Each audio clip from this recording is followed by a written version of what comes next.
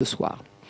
La deuxième chose qui me fait très plaisir, c'est que ce soir, on accueille l'un d'entre nous, celui qui est un vrai prof. Vous savez, on a tous eu des profs avec qui on a eu des relations particulières, des grands pédagogues, des gens qui aimaient enseigner, qui aimaient les étudiants et qui se donnaient à fond pour essayer de leur faire comprendre des choses qui sont quelquefois très complexes. Mais c'est un vrai bonheur d'essayer d'éclairer, d'éclaircir tous ces propos pour faire en sorte qu'ils véritablement qu'ils soient d'abord heureux d'apprendre et puis ensuite qu'ils avancent, bien sûr. Et ce prof, ce type de prof classique qu'on a tous aimé à un moment de notre vie, c'est notre ami Denis Charbit qui est là ce soir.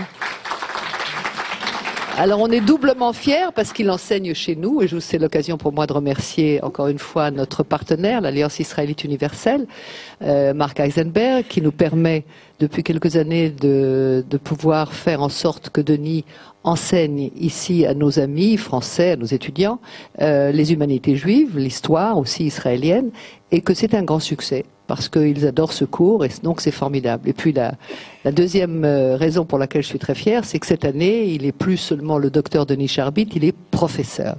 Alors il enseigne également à l'université ouverte et il enseigne chez nous. Alors ce soir, il a choisi de nous parler dans le cadre de notre cycle sur l'engagement de la littérature. Et véritablement, vous le savez, les mots ont une importance radicale, magistrale, dans tout le dialogue géopolitique, sociétal, de perception publique de tous les domaines et de tous les sujets, fondamental. Moi, j'ai vu il y a quelques jours le grand film sur Dreyfus de Polanski. On ne va pas parler de Polanski, mais on parlera d'Émile Zola. C'est quand même extraordinaire de voir qu'un intellectuel peut véritablement faire pencher, basculer un gouvernement en s'engageant complètement au risque même d'être lui-même mis en accusation. C'est remarquable. Par ailleurs, quelque chose de moins réjouissant, quand on voit 150 intellectuels français signer une pétition pour empêcher ce que je crois être un pas historique au niveau du gouvernement français, d'avoir fait la fusion qui s'impose entre l'antisionisme et l'antisémitisme. Donc je pense, si vous voulez, que les intellectuels ont un rôle énorme, que les mots ont un sens, que les mots ont du poids, et qu'il nous fallait absolument inscrire dans notre parcours sur l'engagement quelqu'un qui puisse décrypter avec nous ce qui est très particulier à la littérature israélienne, parce que Israël est le pays que nous connaissons avec sa complexité, ses quelquefois dissonances radicales et un peu extrêmes, mais c'est important de s'y coller et de comprendre ce qui se passe. Donc je vais vous souhaiter une très bonne soirée et je vais vous laisser entre les mains de Denis.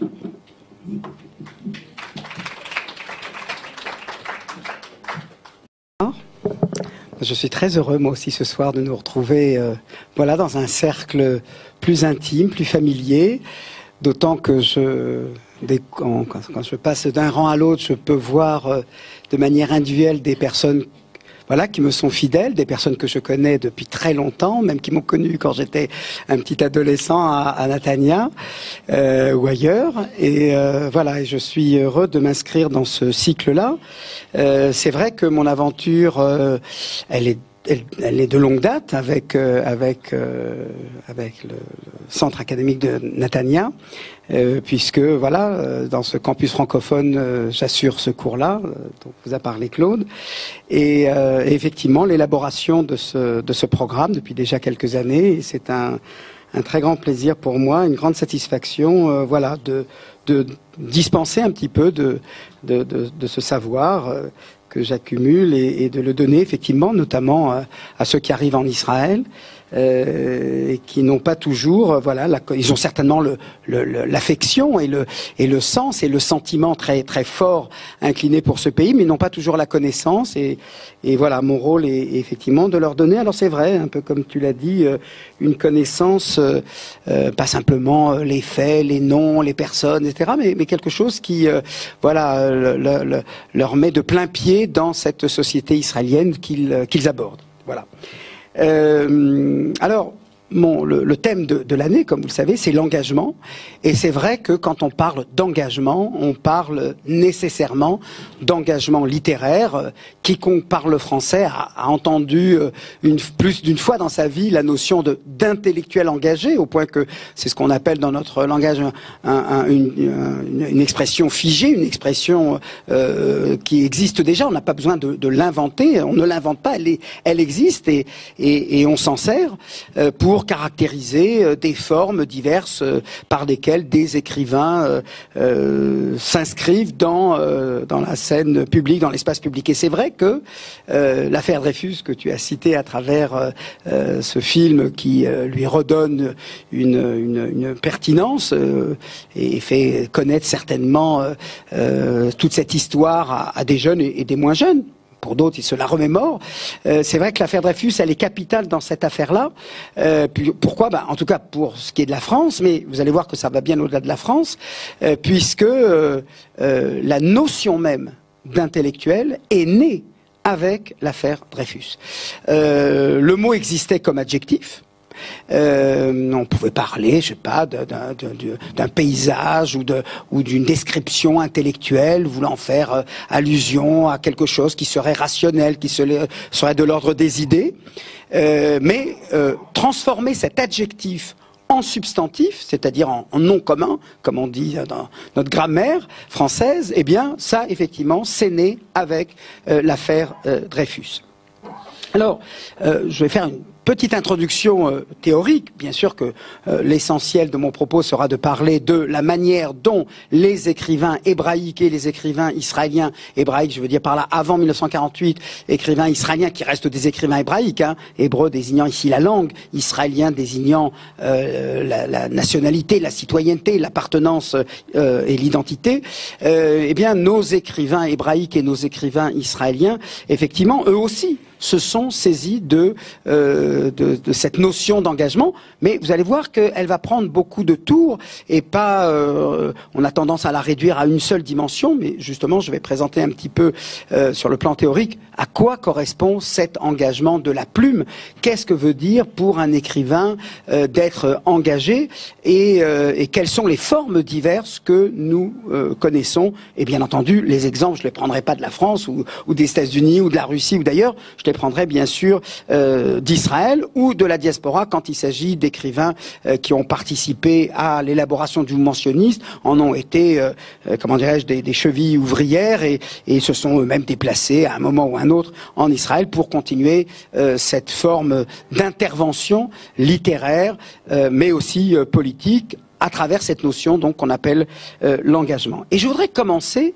par cette forme d'engagement dont on ne parle pas beaucoup quand on pense à un intellectuel engagé, cette forme, je dirais, presque paroxystique, cette forme absolue de l'engagement littéraire et qui est, je dirais, ô combien capitale lorsqu'on parle de l'histoire du sionisme, et on la voit surtout dans notre histoire du sionisme, moins dans d'autres histoires de mouvements nationaux qui ont pu naître et surgir au XIXe et au XXe siècle. Et cette forme absolue de l'engagement, c'est tout simplement lorsqu'un écrivain décide de cesser d'être un écrivain pour devenir un homme politique. C'est-à-dire son engagement est tel que, en dépit du fait qu'il a commencé, qu'il a élaboré, qu'il a déjà une carrière littéraire plus ou moins établie, en tout cas dont il est lui-même très conscient, il se définit comme quelqu'un qui, dans la vie, deviendra écrivain, et voilà que, à un moment de son existence, eh bien, il décide d'arrêter la littérature, d'abandonner toute forme d'expression artistique pour se vouer corps et âme à cette cause politique. Et pourquoi je dis que on peut le trouver ça et là, l'exemple peut-être le plus probant, et encore c'est pas véritablement un écrivain, c'est plutôt un essayiste, mais pour vous donner au moins une correspondance française, on citera par exemple, on cite le cas de Léon Blum. Léon Blum se destinait à être essayiste, philosophe, il avait écrit un essai sur le mariage, etc. Et puis, l'affaire Dreyfus, plus ensuite la Première Guerre mondiale, il décide qu'il arrête toute pratique, il écrira ça et là encore des livres, mais il devient un homme politique. Eh bien, dans le sionisme, nous avons deux figures, et pas des moindres, je dirais même à bien des égards les plus importantes du sionisme, qui commencent leur carrière comme dramaturge, comme poète, comme traducteur, comme romancier, et dans les deux cas vont décider à un moment de mettre fin à cet engagement, à cette vocation littéraire qui était la leur, et disent, terminé, maintenant je me voue à la cause sioniste, à la cause nationale. De qui s'agit-il? Il s'agit, alors, le premier, j'imagine que beaucoup d'entre vous le savent, c'est bien entendu Théodore Herzl. Théodore Herzl était un dramaturge. Bien sûr, il était avocat, il a fait des études d'avocat, mais une fois terminé, on sent qu'il a fait ses études pour dire à papa et à maman, voilà, tu voulais que j'ai un vrai diplôme, voilà, j'ai un vrai diplôme. Il n'a pas une seconde dans sa vie. Ça l'a un petit peu aidé lorsqu'il a écrit l'État des Juifs, mais pas plus que ça. Et donc, il commence une carrière de feuilletoniste, de dramaturge. Il est joué. Entre parenthèses, son œuvre dramatique n'est pas impérissable. On montre très rarement des pièces, pour dire presque jamais des pièces de théâtre qu'il a écrites. Elles ont, pour ainsi dire, vieilli, mais c'était sa vocation. Voilà ce qu'il voulait faire dans la vie. Il a même été donc journaliste, chroniqueur, mais voilà que dans les circonstances effectivement liées à l'affaire Dreyfus, alors pas uniquement d'ailleurs à l'affaire Dreyfus, je vais en dire un mot tout de suite, eh bien il a effectivement décidé de tout plaquer, comme on dit, de plaquer, même sa femme un petit peu d'ailleurs entre parenthèses, mais ça c'est une autre affaire, mais de plaquer notamment en tout cas sa plume, son stylo d'écrivain et de dramaturge pour être désormais un homme politique, un homme d'action. Et on connaît les étapes, le premier congrès sioniste, d'abord l'État des Juifs. Alors, vous allez dire c'est d'écriture. Oui, c'est vrai, de ce point de vue-là, c'est vrai que le sionisme est né dans la tête d'un dramaturge.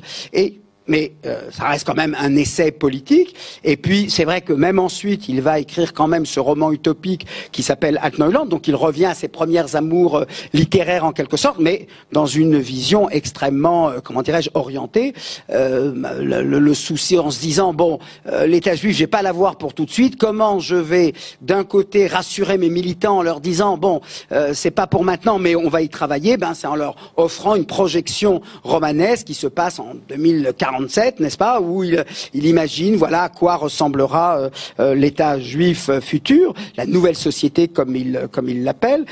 Il entend aussi rassurer les non-juifs qui comprennent pas trop ce que c'est que cet État des juifs, et donc il dit voilà, on va vous donner une fiction littéraire, un roman utopique à travers lequel vous allez pouvoir vous rendre compte de ce que c'est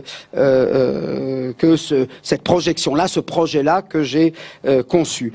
Et alors, ce qui est remarquable en plus, je dirais, dans le cas d'Herzl, j'arrive très vite à mon second personnage, ce qui est remarquable dans le cas de Herzl, c'est que, au final, toute son activité sioniste, du fait de sa disparition très prématurée, elle ne dure que 9 ans, 8-9 ans, c'est en 1800. Alors, il assiste effectivement au procès Dreyfus, pas au procès, pardon, à la dégradation, petite erreur de ma part, la dégradation d'Alfred Dreyfus à l'école militaire, donc en janvier 1895, et là, il va commencer à mûrir ce projet-là, il va le publier en 1896 sous la forme de l'État des Juifs, et il meurt en 1904. Voilà, 8 ans, 9 ans. 2 temps, 3 mouvements, et c'est vrai que sa grande contribution, parce qu'il n'était pas le seul écrivain, il y en avait d'autres, mais je dirais que sa contribution, singulière et spécifique, c'est que, je vais le dire sous une forme de prédiction, ce qu'on n'est pas censé faire comme historien, mais on va dire les choses comme ça, tous les écrivains qui ont participé aux amants de Sion dans les années 1880, leur activité aurait pu cesser, aurait pu se tarir, et le mouvement n'aurait pas abouti. Avec Herzl, c'est clair que, en quelque sorte, le vin est tiré, il faut le boire. C'est-à-dire que ça y est, le mouvement est lancé, il est irréversible. Et justement, puisque Claude a évoqué l'affaire Dreyfus, quand en 1898, il voit justement le 13 janvier le J'accuse de Zola, il dit pas ah bon ça va, finalement la France respecte les droits de l'homme, donc tout va bien. Il faut pas, ok, en Russie c'est vrai que les pogroms, etc. Mais en France finalement la France est fidèle à ses valeurs, donc c'est plus la peine, on peut dissoudre le mouvement sioniste. On peut tout remettre, puisque finalement l'émancipation, ça marche. Non, il constate que effectivement la France s'est ressaisie grâce à Zola, grâce aux intellectuels qui l'ont soutenu, mais néanmoins l'idée est lancée, et une fois qu'elle est lancée, eh bien plus rien ne peut l'étouffer. Et je dirais que c'est ça la vraie différence entre Herzl et tous ceux qui l'ont précédé. Et il y en a eu qui l'ont précédé dans cette idée de rétablir les Juifs en nation sur leur terre, en terre d'Israël.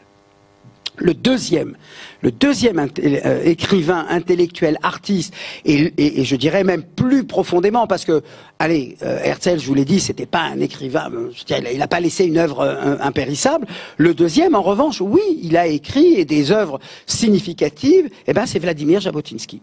Vladimir Jabotinsky il venait d'Odessa, et lui, voilà, l'Odessa, c'est le grand milieu littéraire, c'est là où tous les Bialik, les Achadam, tout le monde se trouve là-bas. J'ai eu l'occasion d'y être il y a 2 ans, et c'est formidable d'abord de voir à quel point toute cette histoire-là est bien remémorée. Il y a des plaques, il y a des restaurations, des bâtiments dans lesquels ils se sont rencontrés, etc.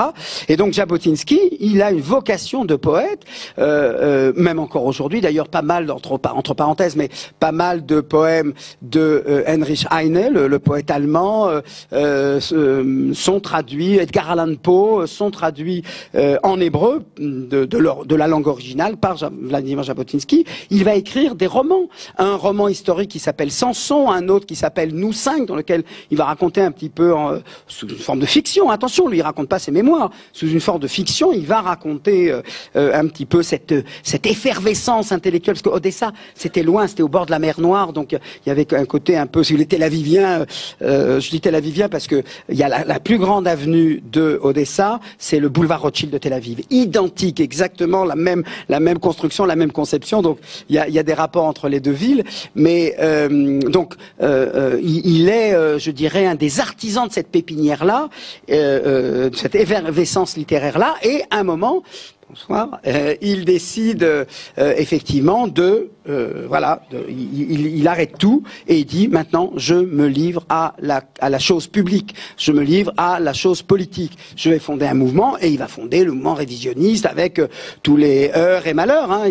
Lui, il est arrivé en Palestine et puis il a été finalement expulsé. Et donc tout son mouvement s'est constitué en diaspora, en Pologne en particulier, aux États-Unis, en Afrique du Sud. Mais voilà donc le premier cas d'engagement auquel on ne pense jamais. Quand on parle d'un intellectuel engagé, on parle toujours à cet équilibre-là, plus ou moins réussi, entre une activité littéraire et une activité politique. Eh bien, non, il ne faut pas oublier aussi ce modèle-là.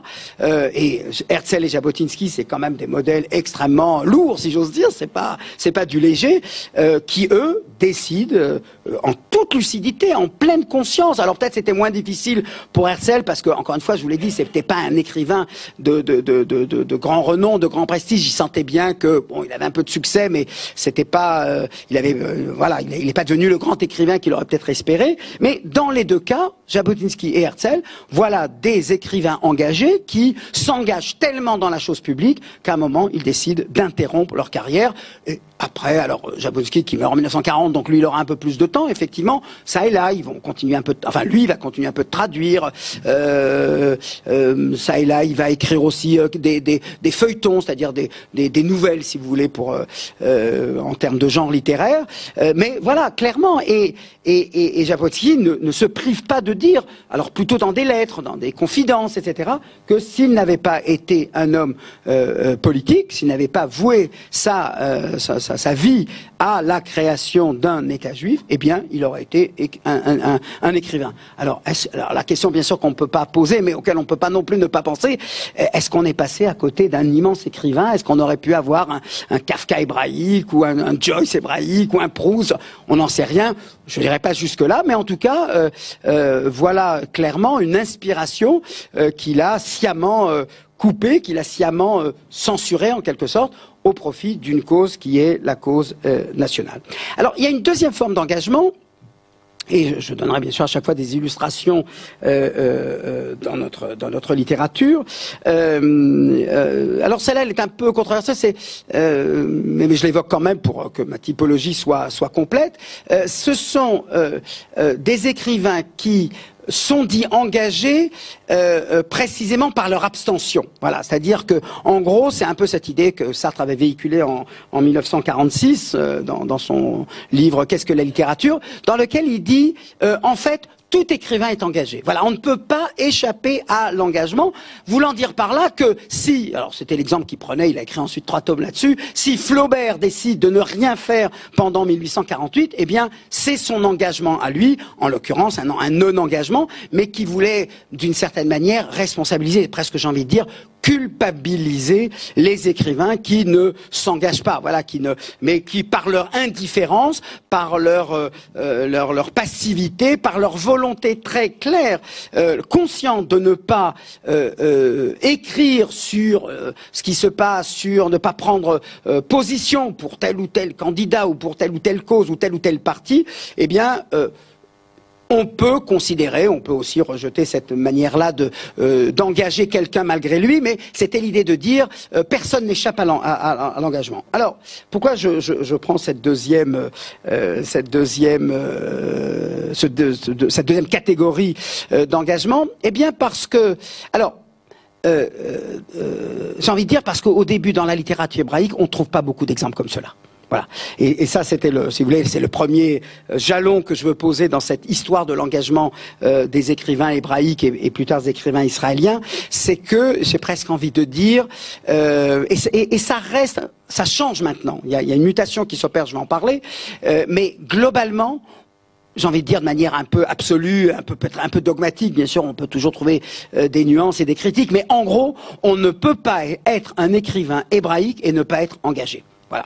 C'est-à-dire je veux dire, dans la mesure où, il faut bien comprendre, je parle de la première génération, début du XXe siècle, dans la mesure où l'hébreu n'est pas leur langue maternelle, mais un choix politique et idéologique. Je choisis l'hébreu, ça veut dire, je ne choisis, même si je parle le russe, et le plus souvent je parle le yiddish, je parle là des écrivains d'Europe centrale et d'Europe orientale, dire je suis un écrivain hébraïque, ça veut dire que forcément, politiquement, idéologiquement, je prends parti.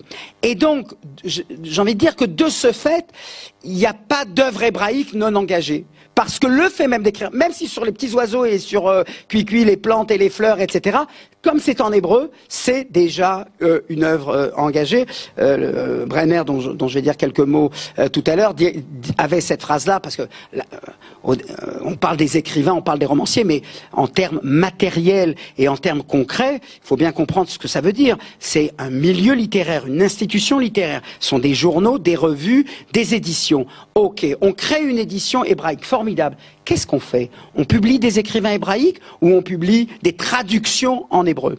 Et ça accompagne, ce que je vous définis là, accompagne jusqu'à aujourd'hui le monde même de l'édition littéraire. C'est-à-dire, est-ce que, et Brenner, donc, puisque j'en parlais à propos de ce débat-là, qu'est-ce qu'on fait? Est-ce qu'on traduit? Est-ce qu'on permet, parce que l'idée c'est de faire accéder ceux qui vont apprendre l'hébreu comme langue maternelle, de les faire accéder à cette grande littérature. Et Brenner disait, Shakespeare en anglais, Shakespeare en hébreu, c'est pas la même chose. Parce que quand il passe par l'hébreu, eh ben forcément, il y a toutes les références bibliques, talmudiques, mishnaïques, ou même de l'hébreu moderne qu'on était en train de forger grâce à Eliezer Ben Yehuda, et tout ça, voilà, c'est un choix. Et donc, même la littérature hébraïque, qu'elle soit traduite ou qu'elle soit écrite en termes de fiction ou de poésie, d'ailleurs, on va parler bien sûr de la poésie, c'est un engagement, quand bien même l'inspiration peut être, elle, à des milliers de kilomètres d'une vraie prise en compte du contexte politique, historique, les pogroms, les Arabes, le sionisme, etc. Voilà. Alors, il faut prendre également en compte ce deuxième type d'engagement qui, quand bien même l'inspiration n'est pas directement politique, eh bien, du fait même qu'elle est couchée en hébreu, qu'elle est formulée en hébreu, eh bien, c'est un engagement. Et après, ces écrivains-là, parce qu'il y en a eu quand même quelques-uns qui se sont défendus de dire, moi, je vais pas vous donner mon avis là-dessus, etc., sur ce qui se passe. Mais le fait même d'avoir choisi l'hébreu était quand même un engagement pour eux suffisamment significatif pour revendiquer une autonomie sur le plan de la thématique. C'est-à-dire dire, attendez, là, j'ai choisi l'hébreu, donc j'ai déjà fait mon choix, donc vous n'allez pas me dire en plus de quoi je dois parler, il faut que je parle des kibboutz ou des communes et machin, et si j'ai envie de parler de faire un roman historique qui se passe, je sais pas moi, à Byzance, eh ben j'écrirai un roman historique à Byzance. Alors, si ce n'est que précisément, voilà, on a peu écrit de romans historiques qui se passent à Byzance. Je veux dire par là que et là, bien entendu, c'est le poids de l'histoire, ce sentiment d'une poignée, d'une élite, d'une avant-garde, et je vais beaucoup revenir sur le mot avant-garde, d'avoir sur ses épaules cette destinée-là, parce que, et ça j'insiste beaucoup là-dessus, parce on passe à côté de la littérature hébraïque de ces premières décennies si on ne comprend pas cela. Nous, quand on regarde la littérature hébraïque, on le regarde dans le contexte de l'État d'Israël. Il existe, il est vivant, il est menacé, ok, mais... Ok. En gros, ça délivre un peu l'écrivain d'une certaine responsabilité. Mais à cette époque-là, les écrivains, mais pas que les écrivains, c'est valable aussi des paysans, c'est valable des commerçants, des artisans, tous ceux qui participaient à cette entreprise sioniste en Palestine au début du XXe siècle, il faut bien comprendre une chose. Eux, contrairement à nous, ne savent pas quand cette histoire va s'accomplir. Ils savent pas qu'en 1948, il va y avoir un État d'Israël. Donc pour eux, ils ont sur eux cette responsabilité, et d'autant plus forte qu'ils sont peu nombreux, et donc ils sont en permanence habités par ce que je fais. Est-ce que ça aide l'avènement, alors que ce soit d'un État, c'est pas forcément la formule étatique, mais est-ce que ça aide l'autonomie de cette communauté juive en Palestine, ou au contraire, ça la plombe. Et donc, toutes les questions, y compris est-ce qu'on traduit ceci ou est-ce qu'on publie un auteur nouveau, toutes ces questions-là qui nous apparaissent banales, enfin sans beaucoup, pour eux, c'était de vrais débats parce qu'elle était axée, adossée à la grande question, ce que l'on fait, est-ce que ça apporte une contribution à ce à quoi nous aspirons et dont nous n'avons pas, au moment où ils écrivent, nous n'avons pas la fin, nous n'avons pas la date qui nous permettrait de dire, ah bon, voilà, on a encore pour 10 ans, 15 ans, 20 ans, 30 ans, et ça, cette conscience-là, de ne pas savoir quand tout cela adviendra, ça, c'est très important de l'avoir en tête, parce qu'autrement, on fait bêtement de l'anachronisme, c'est-à-dire que on suppose que l'État d'Israël est déjà là. Or, il n'est pas là, et c'est pas qu'il n'est pas là, ça, bien sûr qu'ils savent que l'État d'Israël n'est pas là, mais ils ne savent pas quand il adviendra. Ils ne savent pas dans quelles conditions il adviendra. Et ça, cette incertitude-là, je peux vous dire que ça forme, c'est constitutif de leur écriture, de leur inspiration et de leur engagement. Alors, le troisième, comment dirais-je, la troisième forme. Ah oui, alors une petite précision sur ce deuxième modèle que je viens de citer. On le trouve aujourd'hui. C'est-à-dire ce sentiment, mais ça, je reviendrai plus en détail, mais j'anticipe un tout petit peu sur la fin, pour dire on trouve aujourd'hui des écrivains qui font d'une certaine manière preuve de modestie et qui disent, écoutez, moi je ne sais faire qu'une chose, je sais raconter des histoires, je sais assembler des mots et susciter chez mes lecteurs du plaisir, de la satisfaction, etc. Et c'est très bien comme ça, et je ne demande pas plus, et je veux rester modeste, et je ne prétends pas à détenir au nom de la maîtrise de la langue, je ne prétends pas donner des conseils et des recommandations à qui que ce soit. Alors, cette position-là, elle a deux aspects. L'une qui est valorisée, l'autre qui l'est un peu moins. La dimension valorisée, c'est de dire, pour moi, l'esthétique prime avant tout. Voilà, moi, mon boulot, ma compétence, je sais pas, moi, le menuisier, il sait avec du bois assemblé, il sait faire qu'une chaise. Bon, c'est très bien. Moi, mes planches, mes clous, c'est mon stylo, c'est mes mots, c'est ma plume, et voilà. Et je fournis des livres qui paraissent tous les 2 ou 3 ans, en espérant qu'il y ait beaucoup de lecteurs et que les gens une partie de leur temps de loisir, je les ai fait voyager dans le temps, dans l'espace, je leur ai fait découvrir telle ou telle histoire, tel ou tel individu, etc. Et je vous en supplie, ne me collez pas d'étiquette. Je suis pas là pour vous dire, comment doit être Israël, comment l'orienter, etc. Moi, je fais du vrai, du beau et de l'utile. Voilà, pas plus, mais un utile très, encore une fois, très, très, très modeste. Alors, la version, ça c'est la version esthétique, qui est audible, qui est même, je dirais, respectable, parce qu'elle témoigne vraiment de la part de l'écrivain, je parle de l'écrivain contemporain, d'une forme d'humilité. Moi, je ne sais que raconter des histoires, comme qu'un autre sait chanter, un troisième, voilà. La version moins, comment dirais-je, moins valorisante, plus péjorative, c'est celle qui consiste à dire, écoutez, moi je veux pas fâcher mes lecteurs. Voilà, moi je veux pas, je sais que Israël est une société très hétérogène, il y a des gens de gauche, de droite, des laïcs, machin. Alors moi je veux pas qu'ils se fâchent avec moi, je veux pas avoir une étiquette préalable. Ah lui, on sait qu'est-ce qu'il va nous dire, qu'est-ce qu'il va nous dire. Non, alors donc moi je m'engage pas, bon. Alors c'est moins noble, mais après tout, vouloir des lecteurs m'apparaît, je veux dire, finalement, même moralement, c'est pas, je veux dire, tant qu'on est honnête face à sa plume, tant qu'on n'écrit pas pour ses lecteurs, mais parce qu'on a envie de raconter quelque chose, en espérant que des lecteurs s'y joignent. Alors voilà donc le deuxième type d'engagement, on y reviendra. Alors, oui, peut-être dernière chose pour dire que, alors, quand vraiment, on est quand même en Israël, et en Israël, il y a des problèmes comme ça, etc. Et donc, le résultat, c'est que bien souvent, ils vont le faire avec l'humour. Je vous donnerai un exemple, où je vous en citerai dans la brochure, vous avez aussi un exemple que j'ai voulu intégrer. C'est-à-dire, voilà, on va parler un petit peu de la situation, mais on va le faire avec un peu d'humour, on va le faire avec le sourire, pour que vous ne sentiez pas menacé, et surtout, et ça c'est très important chez les jeunes écrivains notamment, que vous n'ayez pas le sentiment que moi, auteur israélien, je suis encarté dans un parti politique, j'ai une idéologie que je défends et j'irai jusqu'au bout avec elle, etc. Non, non, non, c'est plus complexe, c'est plus nuancé. L'ambition de croire qu'avec son texte, son œuvre, on va pouvoir changer le monde, c'est pas nous. Et donc, voilà, on est des artisans. Et voilà, et je donnerai tout à l'heure un exemple que je verrai, mais je voulais quand même qu'on retienne cette idée de l'engagement sur la pointe des pieds. Voilà, l'engagement en pointillé, en quelque sorte. Voilà, c'est l'autre extrême de Jabotinsky et d'Herzl. Ça n'existe pas beaucoup, pour ainsi dire, pas du tout au début, pour les raisons que je vous ai dites, mais on va retrouver ça dans les années 90-2000, et c'est une identité que je perçois beaucoup, et je vous en donnerai d'ailleurs une illustration très claire, c'est que tous nos grands écrivains, tous ceux dont je vais vous parler, ils sont tous romanciers et ils écrivent de temps en temps un billet, une opinion, une tribune, etc. Tous ces nouveaux écrivains, ils disent non, non, non. Ok, dans une interview, quand ils publient un livre, parce qu'il faut faire la promotion du livre, alors ils vont de temps en temps vous dire est-ce qu'ils sont pour Netanyahou ou contre Netanyahou, ou qu'est-ce qu'ils pensent de, je sais pas moi, du problème de l'éducation ou du problème de la sécurité, etc.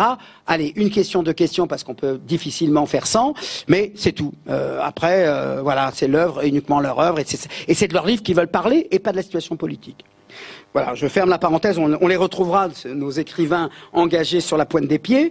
Alors, parlons de la troisième forme d'engagement, et là maintenant je vais commencer à l'illustrer, parce que parler de littérature, si on ne fait pas entendre un petit peu de leur prose ou de leur poésie, c'est un petit peu dommage.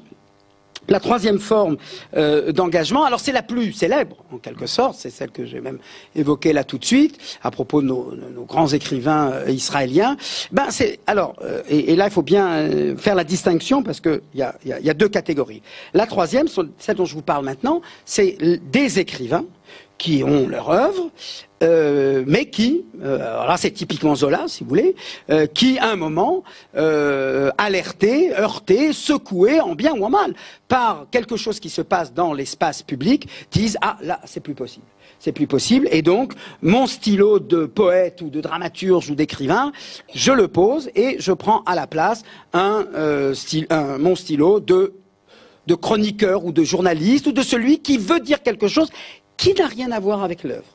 Voilà. Donc les écrivains ici engagés, et là ils sont pléthores, hein, là il y en a des dizaines, des centaines, et en Israël notamment, c'est-à-dire qui, voilà, au nom d'une certaine maîtrise des mots, d'une compétence linguistique, au nom aussi d'une attente sociale, c'est-à-dire que visiblement il y a une opinion publique qui, voilà, le fait est que, voilà, on va pas demander, un rédacteur en chef de journal va pas s'adresser au boucher du coin pour demander, écoute, donne-moi ton avis sur ce qui se passe en ce moment, voilà, notre situation politique compliquée, qu'est-ce que t'en penses? Alors oui, on fera des micro-trottoirs au nom d'une certaine démocratisation de la communication, mais on va pas lui demander de mettre par écrit en je sais pas, 200 ou 300 mots, en 3000 ou 4000 signes, de nous dire son avis. En revanche, alors, à la fois parce qu'il y a une tradition qui date depuis plus d'un siècle, avec Zola, et même avant, hein, Voltaire, Hugo aussi. Alors le mot n'existait pas, mais c'était des intellectuels engagés. Hein, Voltaire avec l'affaire Calas ou Hugo contre la peine de mort, voilà de l'engagement. Mais là, ce sur quoi j'insiste, c'est ceux qui disent, oui, de temps en temps, c'est tellement, ce qui se passe me secoue tellement que je ne peux plus continuer mon poème, je ne peux plus continuer ma pièce de théâtre, et je vais écrire ce que je pense de la situation. Mais une fois qu'ils l'ont terminé, ils reviennent. Alors, ça peut être sporadique, ça peut être régulier, ça peut être une chronique une fois par semaine, mais j'entends bien ici parler de ces écrivains qui dissocient entre leur production romanesque ou fiction et leur production, on va dire, intellectuelle. Donc intellectuel, c'est quoi? Je n'ai pas donné de définition, mais donnons-la maintenant. L'intellectuel, c'est celui qui, effectivement, dans un contexte politique particulier, estime devoir arrêter provisoirement, attention, provisoirement, son œuvre artistique, mais ça peut être un sculpteur, hein, ça peut être un musicien, un peintre, et disant là, pour le coup, il faut que je donne mon avis. Mais attention, qu'est-ce qui fait l'intellectuel? C'est qu'il donne pas son avis, s'il est peintre, sur un courant pictural qu'il n'aime pas, les abstraits, les surréalistes ou autre chose. L'écrivain ne donne pas son avis sur tel ou tel roman. Ça reste, comment dirais-je, c'est un point de vue esthétique. Non, non, il donne son avis sur un sujet sur lequel, par définition, il n'est pas compétent.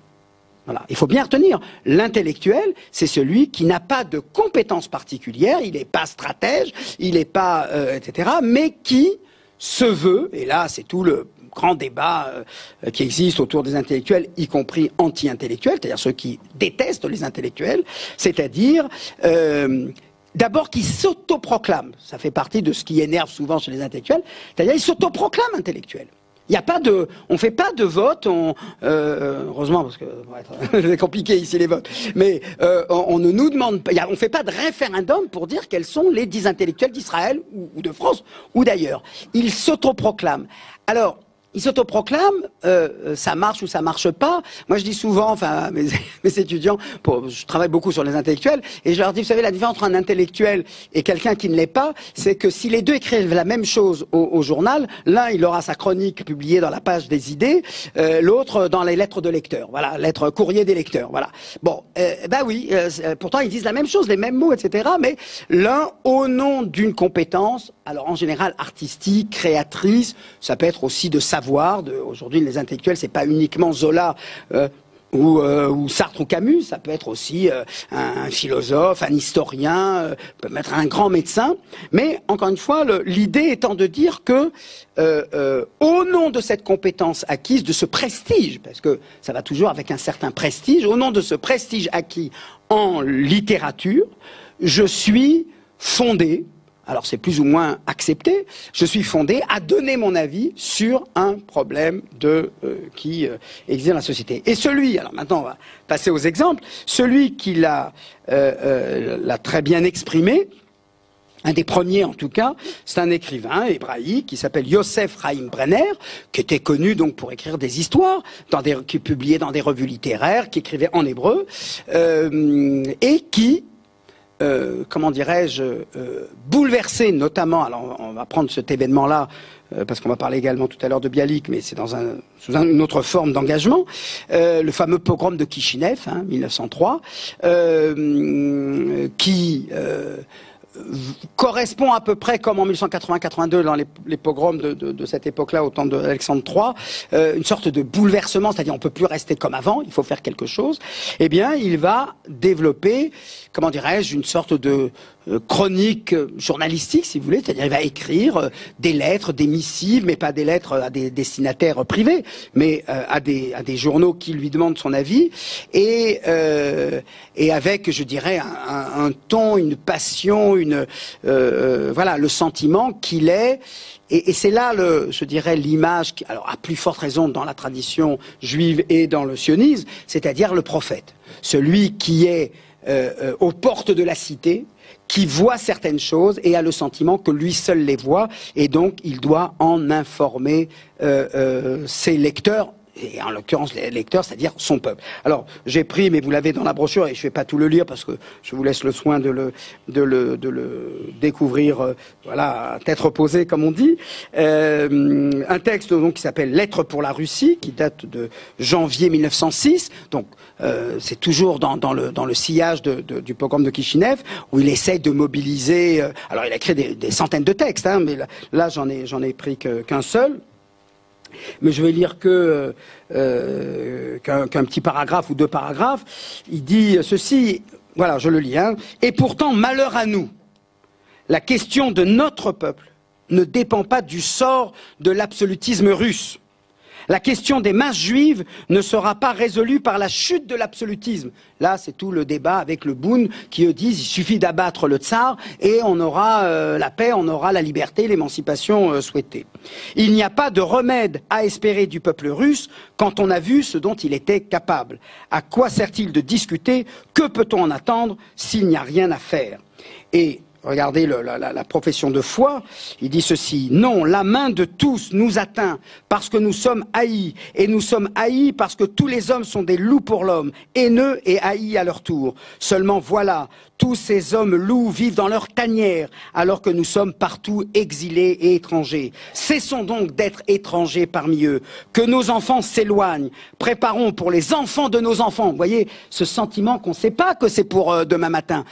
Il dit, avec un peu de chance, ce sera les enfants de nos enfants. Préparons pour les enfants de nos enfants une terre sur laquelle aucun homme n'a posé le pied. Abandonnez toutes ces théories car leur lueur est éphémère et leur éclat sera bientôt dissipé. Essayons plutôt de sauver ce qui peut l'être encore. Et il finit sur justement ce sentiment que c'est pas pour lui qu'il travaille, pas pour sa génération, mais pour les générations futures. Et il finit avec une note beaucoup plus optimiste que cette note très tragique qui l'a toujours caractérisé. Il dit ceci: les jours viendront et le lieu vers lequel nous devons nous diriger sera nôtre. Et tous ces faibles si héroïques qui versent aujourd'hui leur sang viendront dans l'allégresse et se mettront à l'ouvrage. Ils viendront dans la joie, mais le travail est long. Et les préparatifs, œuvres de génération, ne se feront pas dans la jubilation.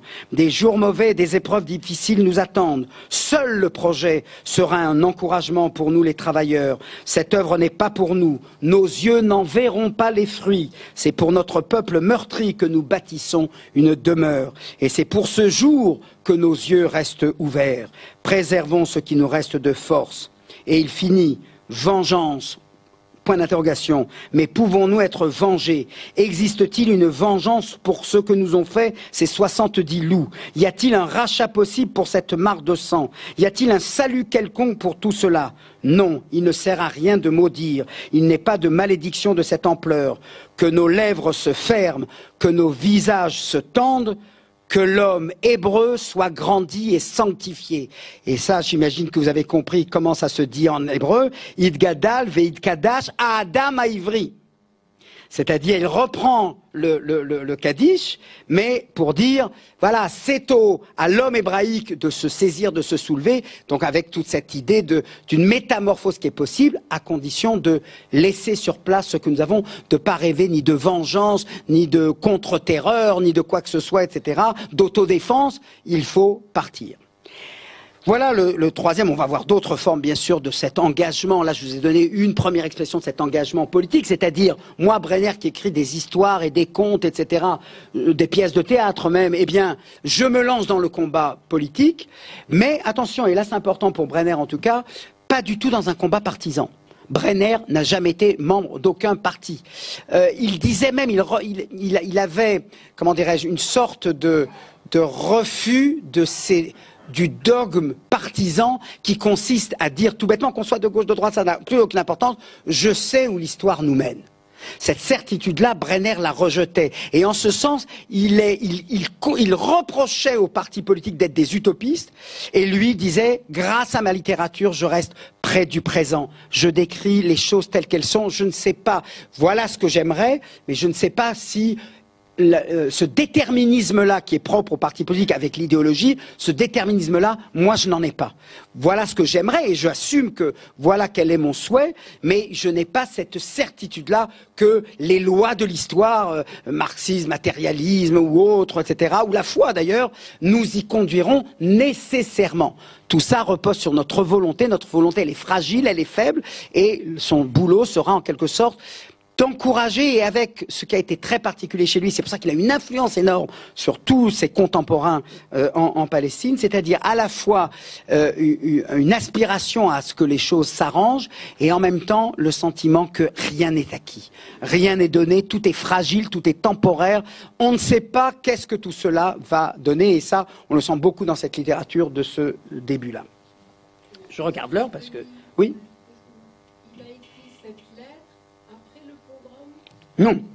Non, non, c'est en 1906. Après 1903, il se convertit, il comprend l'importance d'avoir à agir. Il dit, je peux plus me contenter d'écrire une histoire. Donc il est vraiment dans ce dispositif-là de l'intellectuel qui dit, je ne peux plus n'être qu'un romancier. J'ai honte de n'être qu'un romancier. J'ai honte de passer ma journée à arranger un mot. Alors est-ce que je le mets au début? Est-ce que je mets la proposition subordonnée? C'est ça que fait un écrivain au bout du compte. Il passe sa journée à dire par quoi je commence. Est-ce que je commence par une description d'un oiseau, d'une... Et il dit ça, c'est plus possible. Là, le sentiment de la responsabilité l'habite au point de se lancer à partir de 1903. Mais là, c'est une lettre qui est un peu plus tardive parce que il faut bien comprendre cette tendance-là, elle est minoritaire. La plupart des Juifs réagissent à Kishinev par le Bund, c'est-à-dire il faut l'autodéfendre, il faut abattre le tsar. Et lui dit laissez tomber la vengeance, laissez tomber tout ça, c'est pas pour nous. Il faut aller là-bas et il faut faire quelque chose là-bas. Alors, j'en arrive à mon quatrième modèle, mais après, bien sûr, on va les décliner tout au long de notre XXe siècle et de notre XXIe siècle. C'est Chaim Nachman Bialik. Parce que lui, qu'est-ce qu'il fait? Quelle est la différence avec Brenner? Je crois que vous l'avez deviné. Brenner, ses histoires, il les raconte, mais il s'en tient là. Quand il décide de parler politique, il parle politique. Bialik, lui, va faire, alors c'est le quatrième catégorie dans cette typologie que j'ai présentée devant vous. La chose qu'il fait, c'est de dire, j'engage mon œuvre. Pas, je vais écrire un article pour dire rassemblons-nous, vive Herzl, le congrès. Non, non, non, non. Mon œuvre littéraire, c'est même je ne peux plus écrire un autre poème qu'un poème qui va témoigner de ce que j'ai vu, de ce que j'ai ressenti, etc. Et pourquoi je prends le cas de Bialik? Alors, à la fois parce que c'est le plus connu, c'est le poète national, etc. Mais parce qu'il y a une histoire, bizarrement, qu'on ne raconte jamais. C'est qu'en fait, même si les poèmes que je vais citer sont, je ne sais pas s'ils sont connus par les Israéliens, enfin les jeunes Israéliens à l'école. Tiens, je vais vérifier auprès de mes enfants ce soir, mais en tout cas, c'est les deux grands poèmes dont on parle tout le temps, qu'on cite d'ailleurs très souvent. Qu'il écrit, alors lui, au lendemain de Kishinev. Mais vraiment, c'est-à-dire les 24 heures ou 48 heures après, et quelques semaines après, vous allez comprendre. Et on cite donc toujours ces deux poèmes. L'un s'appelle Al Ashrita, sur le massacre, et le deuxième, plus connu encore, s'appelle Be'ir HaHarega, qu'on a traduit ici dans la ville du massacre, dans la ville de la tuerie. Harega, la Harog, vous connaissez sans doute ce mot-là. Et on prend toujours ces deux poèmes-là comme une sorte de diptyque. Bah voilà, il en a qu'un premier, bah c'était déjà bien lancé et que ça marchait, parce que le premier poème a eu énormément de succès, et ben t'en écris un second. Eh ben pas du tout. Parce que quand on lit de près les deux poèmes, on voit que l'approche est totalement différente. Et c'est là où c'est beau de voir cet engagement-là, c'est-à-dire que c'est pas j'ai pris mon avis, il est déterminé, c'est fini, maintenant c'est bon. Non, non, on va voir la progression des idées mêmes de Bialik à travers le poème. Il n'a pas écrit de manifeste, mieux que ça. Il était censé écrire, comme il était une figure littéraire importante, il était censé écrire un rapport sur le programme de Kishinev. Il n'en a pas été capable. Et il a produit ce deuxième poème. Alors vous allez dire, alors, bon, ok, je parle de ces deux poèmes, c'est quoi la différence entre le premier et le second? Ben vous allez voir. Le premier, Al Ashrita, il est très connu parce que il y a une phrase dans ce poème-là que on cite, je dirais, régulièrement, presque systématiquement, chaque fois qu'il y a un attentat en Israël, dans les territoires, et qu'un enfant est assassiné par un terroriste. Et la phrase clé, classique, qu'on cite tout le temps, ministre, député, gouvernement, chef du gouvernement, président, Nikmat yelet katan odlo bara asatan. Vous avez compris, la vengeance d'un petit enfant, même le diable ne l'a jamais conçue. Alors, j'ai pas trouvé le poème en français, donc c'est une traduction littérale, mais ouais, c'est pour ça que je donne l'hébreu, que vous voyez bien que je reste fidèle aux mots. Et cette phrase-là, chaque fois, c'est-à-dire pour dire, après un attentat particulièrement cruel, la famille Fogel ou d'autres, etc., hein, la vengeance, hein, le diable lui-même ne l'a pas conçu. Or, c'est une attitude, quand on vient y réfléchir, après le programme de Kishinev, qui dit il faut rien faire. Il faut rien faire. Puisqu'on ne peut pas concevoir de vengeance, donc pas de violence. Donc, on est dans une sorte de position finalement assez classique. Alors, tout le poème est célèbre et connu parce que toutes les strophes qui précèdent, c'est la description de, voilà, du massacre, la tuerie, les corps décharnés, les ossements, etc., etc. Premier épisode d'engagement. C'est-à-dire, je décris le massacre. Donc là, je suis le poète qui sait additionner les mots, les phrases, les vers, les strophes pour rendre compte du massacre. Et il y a, sur le plan de l'engagement au sens strict du terme, l'idée que, non, il ne faut pas se venger, puisque si on se vengeait, finalement, on serait pire que le diable, puisque même ça, le diable, lui, ne l'a pas conçu. Première attitude de Bialik. Le poème est célèbre, moins pour... La phrase est restée pour les raisons que je vous ai dites, malheureusement à cause de son actualité trop récurrente, mais en revanche, c'est la description, c'est en gros, voilà, il est comme une sorte de reporter poétique. Voilà, je vous donne à voir ce que vous n'avez pas vu. Et puis, il va là-bas, on l'invite à faire là-bas, on lui dit, voilà, après ce poème-là, il faut que tu fasses un rapport. C'est gentil la poésie, mais il faut que tu fasses un rapport. Il va à Kishinev. Il voit de ses yeux le spectacle de l'après-Kishinev. C'est-à-dire une fois que, bien sûr, la tuerie est terminée, mais il en voit les résultats. Et cinquantaine de morts, pour que vous ayez une idée. 43 exactement, si mes souvenirs sont exacts. Et là, il écrit un poème. Alors là, l'Ashrita, pas très long, enfin le massacre n'est pas un très long poème. Baïra Rega, c'est des pages et des pages. Et en apparence, il reprend un peu la même thématique de Al-Ashrita, du massacre. C'est-à-dire la description du pogrom, de ce qui reste. Et ça se termine. Ça se termine par, je dirais, la chose la plus inattendue, et d'où l'importance du poème. Il n'y a jamais eu aucun poème, je peux vous dire, peut-être à part celui d'Alterman, mais Alterman c'est après coup, le fameux plateau d'argent, mais jamais un poème dans la littérature hébraïque n'a eu autant d'importance, je ne parle pas poétique, en sens qu'il conduit à l'action, que ce poème-là. Et pourquoi ? Eh bien parce qu'après nous avoir asséné des pages et des pages de la description de l'après-pogrom, des cabanes, de l'âtre fumant et les ossements calcinés, etc. etc. Je vous épargne. Vous en avez, vous pourrez le lire. Il n'y a qu'un extrait seulement, bien sûr, qui a été traduit en français. Après tout cela, eh bien, les strophes finales sont un acte d'accusation contre les Juifs. Alors, je prépare le suspense, vous avez bien compris. Je vais dire, comment ?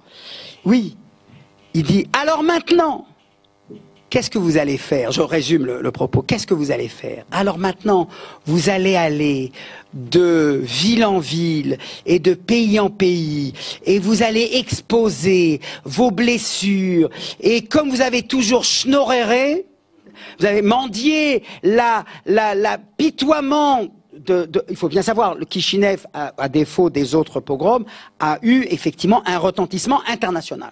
Romain Rolland, Peggy, tout le monde écrit sur Kishinev, aux États-Unis, partout. Et il prend cet apitoiement, il dit, alors maintenant, vous allez aller exposer vos souffrances, vous allez montrer vos blessures, vos pansements, etc., etc. Et il termine sur un appel à l'ordre en disant non. C'est pas ça qu'il faut faire. Il faut arrêter avec cette volonté d'éternelle victime. Il faut maintenant se lever. Il faut prendre les choses en main. Il faut partir. Il faut quitter la... Et en fait, il reprend en quelque sorte cette thématique de Brenner que j'ai exposée, même si le texte est un petit peu plus tardif, mais c'est à peu près la même chose. Mais il l'a fait avec une volonté de secouer l'opinion. C'est-à-dire pour vous convaincre qu'il faut effectivement s'engager pour une autre cause, eh bien il faut que, en quelque sorte, je fasse honte sur cette complaisance avec le martyr. Il faut arrêter de se poser en martyr. Ça ne nous aide pas. Avec ça, on va obtenir... Alors là, maintenant, on va être content parce qu'on va obtenir l'assentiment des nations et l'opinion va être de notre côté. Ça n'a aucune importance. On laisse tomber et maintenant, on fait une œuvre positive. et pas une œuvre larmoyante. Ah ça, pour ça, on a toujours été très bon. Des mots extrêmement vifs, extrêmement sévères. Je n'ai pas interrogé Acadème pourquoi ils n'ont pas traduit cette partie-là du poème, mais c'est la partie la plus, je dirais, d'abord la plus inattendue et la plus engagée, et dans le sens, je dirais, peut-être le plus fort. C'est-à-dire, c'est à la fois secouer l'opinion, mais pour lui faire prendre un cours positif, pour lui faire prendre pour le mettre en marche, pour le secouer comme on secoue quelqu'un qui est pris dans une torpeur parce qu'il est tellement dépassé par les événements. Voilà. Et ça, j'ai envie de dire, pour conclure sur Bialik, autrement on ne finira pas, c'est l'image, la première image du nouvel homme juif dans la poésie. Il est le premier à le faire. Il est le premier. C'est-à-dire, il dit, voilà, le juif galoutique, le juif qui a terminé. Voilà. Et il le fait de manière très sévère, hein, de manière presque un peu insolente, mais pour dire, voilà mon rôle, voilà ma fonction. Je ne suis pas là pour m'apitoyer sur nous. Je suis là pour vous réveiller, pour vous secouer, parce que c'est la demande de l'effort. Et donc, du coup, là, le message est le même que celui de Brenner, que je citais tout à l'heure, mais par les moyens de la poésie. Et c'est là où la grande question, mais je ne vais pas la résoudre ce soir, parfois, l'œuvre engagée, je dis bien l'œuvre, pas l'intellectuel engagé, pas j'écris une lettre qui sera publiée en page 2 ou en première page du journal. L'œuvre engagée. Je dirais que, sans faire ici de palmarès, mais elle peut produire le pire et le meilleur. Elle peut produire le pire lorsque, en gros, c'est voilà, c'est l'obéissance au diktat du parti, tout ce qu'on a appelé le réalisme socialiste, il faut montrer les prolétaires, machin, etc. Voilà. Et là, l'engagement de l'œuvre aboutit au pire, et c'est d'ailleurs la raison pour laquelle beaucoup d'écrivains aujourd'hui disent non, nous on veut pas tomber dans cette ornière-là, on veut pas tomber dans cet échec-là. Et puis, d'autre part, ça peut être le meilleur, c'est-à-dire quand il y a quelque chose qui secoue, qui bouleverse. L'exemple le plus significatif étant Guernica de Picasso pour la guerre civile d'Espagne, en peinture en tout cas. Mais là, incontestablement, avec la ville du massacre, beaucoup plus que à la Shrita, sur le massacre, Bialik a transformé l'esprit de toute une jeunesse qui ont quitté le Bund, ont dit non, c'est plus l'autodéfense, ça n'a plus d'importance, etc. Ce qu'il faut, c'est partir, c'est y aller, etc. Et ça va être voilà un tournant dans le rapport. C'est la mission que j'ai aujourd'hui de définir entre la politique et la littérature. Alors, je voudrais prendre d'autres exemples. De formes d'engagement littéraire. Alors bien sûr, j'ai pas voulu prendre les formes banales et ordinaires et dogmatiques qui n'ont aucun intérêt, qui est la reconstitution de moments historiques. Et là, j'ai tenu, là on va sauter dans le temps, mais j'ai tenu à intégrer, alors vous allez comprendre pourquoi, bien que c'était écrit en 2002, j'en parle maintenant, c'est Amos Oz. Amos Oz qui... dont le roman, finalement, qui restera dans sa production, qui est importante, mais c'est sans doute celui qui passera à la postérité. Il y en a d'autres, voilà, sauf les spécialistes, on aura peut-être oublié ou qu'on ne lira pas. C'est une histoire d'amour et de ténèbres. Et pourquoi je prends cet exemple-là, je reviendrai sur le roman lui-même tout à l'heure, mais je prends cet exemple-là parce que la capacité d'un écrivain, c'est parfois de reconstituer un événement historique. Alors c'est pas de l'engagement au sens de voilà ce que vous devez faire et voilà, c'est tout simplement de dire voilà des reportages journalistiques, vous pouvez prendre je sais pas Joseph Kessel en 48, Arthur Kessler pour le Guardian, Nathan Alterman a écrit Magacha KSF, le plateau d'argent, etc. au lendemain de la guerre d'indépendance, pardon, et Amos Oz, lui, il va se saisir d'un moment. Et je vais lire un tout petit passage, mais ça me paraît extraordinaire de voir comment il prend. Alors cet événement dont on a tous entendu parler, qui est, et je vais dire pourquoi on en a entendu parler, parce qu'on en a l'enregistrement. ce qui est rare en général en politique, quand ça remonte à longtemps, c'est le vote du plan de partage de la Palestine le 29 novembre 1947 à l'ONU. Alors, je sais pas si vous l'avez entendu, mais le passage, c'est quand on entend les délégués se succéder l'un après l'autre et dire yes, yes, non, abstain, yes, yes, une voix un peu nasillarde. Voilà, tout le monde connaît ce passage-là. Et ce qu'a fait Amos Oz, c'est de reprendre. Donc, il raconte son histoire, il raconte c'est son autobiographie romancée, pas romanesque, romancée.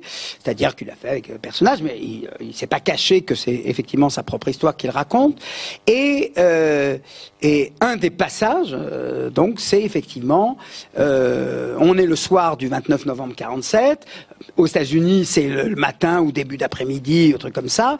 Et donc, il est autorisé à écouter l'enregistrement, enfin l'enregistrement en direct, le vote retransmis par la radio.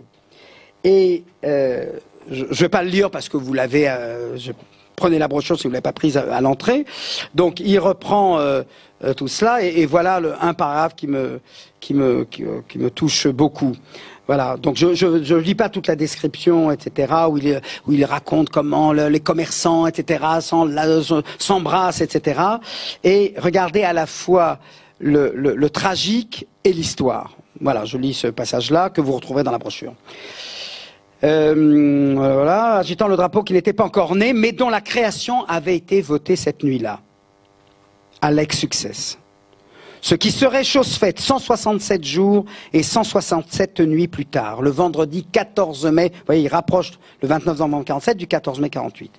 Le vendredi 14 mai 48. Mais pour 1% de la population juive, hommes, femmes, vieillards, enfants et bébés, 1% de ceux qui dansaient, fêtaient, buvaient, pleuraient de joie, 1% du peuple qui envahissait joyeusement les rues cette nuit-là, allait mourir au cours de la guerre que déclareraient les Arabes moins de 7 heures après la décision de partage prise par l'Assemblée générale à l'ex-success. Infanterie, blindés, artillerie, chasseurs et bombardiers, venus du sud, de l'est, du nord, les armées de 5 États arabes envahiraient le pays avec la ferme intention d'en finir avec l'État hébreu un jour ou deux après sa proclamation. Mais, et là on revient à la littérature, mais, tandis que, juché sur les épaules paternelles, je naviguais parmi les danseurs et les noctambules, mon père me dit, il ne me le demandait pas, mais c'était une certitude qu'il assonnait comme on enfonce un clou. Regarde, mon garçon, regarde bien, mon fils, regarde de tous tes yeux, s'il te plaît, parce que tu n'oublieras jamais cette nuit de ta vie, et tu en parleras à tes enfants, tes petits-enfants et tes arrière-petits-enfants, bien longtemps après que nous aurons disparu. Et là, c'est le ton de la Haggadah, Igata lebanecha, n'est-ce pas? Tu diras à tes enfants et tes petits-enfants, cette nuit-là, en gros, là c'est tout le jeu avec les références de la tradition juive, c'est-à-dire, même si tu n'y étais pas, c'est comme si tu étais sorti d'Égypte, c'est comme si tu étais sur cette place-là pour fêter l'indépendance. Cette capacité d'un écrivain de reprendre un événement que tout le monde connaît, je veux dire, dans la mémoire de la plupart, en tout cas de nos contemporains, encore une fois, je ne suis pas pour la jeunesse, cet enregistrement-là, il fait partie de notre patrimoine, précisément parce qu'on en a une trace audible, ou sonore. Cette capacité de reprendre cela, de l'individualiser, le père juché sur les épaules, c'est-à-dire toi, tu es la prochaine génération, le nain sur les épaules du géant. Cette nuit-là, regarde bien, parce que, et en dépit des morts, ce 1% qu'il cite juste avant, ça c'est la capacité de l'écrivain d'être engagé, je dirais, au sens le plus noble du terme. C'est-à-dire nous faire témoins rétrospectifs de l'histoire. Voilà, nous n'avons pas vécu ce moment-là. En le lisant, nous sommes, ce moment-là de la lecture, nous sommes tous sur cette place-là de Jérusalem où se trouvait le jeune Amos Oz et ses parents. Alors, revenons un peu en arrière. Là, je vous ai cité là parce qu'il raconte 1947, donc c'était normal que je fasse ce saut dans le temps. 1948, création de l'État d'Israël, guerre d'indépendance, 6000 morts, le 1% qu'évoquait Amos Oz, et à partir de janvier, premières élections législatives. Et mise en place des premières institutions, et David Ben Gourion. Et là, il faut dire un mot sur le lien très étroit qu'avaient les leaders politiques avec l'intelligentsia, comme on dit, l'origine est russe, avec l'intelligentsia, avec les intellectuels. Et David Ben Gourion, en mars 1949, convoque les grands écrivains de l'État d'Israël, y compris philosophes, il y avait Martin Buber notamment, et tous les autres, Alterman, voilà, tout ce que comptait la... Elle n'était pas trop nombreuse non plus, hein, il faut dire ce qu'il y a, mais il les réunit pour discuter. Et on a, in extenso, on a tout le débat, qui est à la fois magnifique et tragique.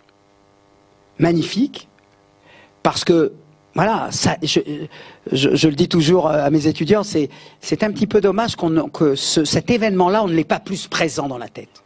Que quelques mois après, une fois que les cessez-le-feu venaient d'être signés, ils n'étaient d'ailleurs pas tous encore signés à cette époque-là, mais enfin on sait que la guerre on l'a gagnée, voilà, en janvier 49, la preuve c'est qu'il y a des élections, qu'un des premiers gestes ait été de réunir ces grands écrivains, je trouve ça magnifique, et en même temps tragique, pourquoi? Parce que ces écrivains qui ont eu le sentiment, qui ont eu la vocation d'aider à la création de cet État. Et d'avoir, je ne vais pas reprendre tous les dilemmes, est-ce que j'écris là-dessus, est-ce que j'écris pas là-dessus, est-ce que je fais une littérature positive pour encourager les nôtres, ou bien un peu comme Brenner, et Brenner pour le coup a tenu bon, enfin il a inspiré Donc ils se sont dévoués à cette cause-là, et à partir du moment où l'État est créé, dans les conditions dans lesquelles il a été créé, ça bien sûr personne ne l'ignore, et eux pas plus que les autres, ils disent maintenant notre fonction est une fonction critique. Et là il y a comment dirais-je, un clash, pas violent, pas méchant du tout, très respectueux, entre Ben Gourion qui dit c'est maintenant votre œuvre. Pourquoi? Parce que l'État, ça c'est pas votre affaire l'État. Votre affaire c'est le peuple. C'est les masses, c'est l'hébreu, c'est la littérature.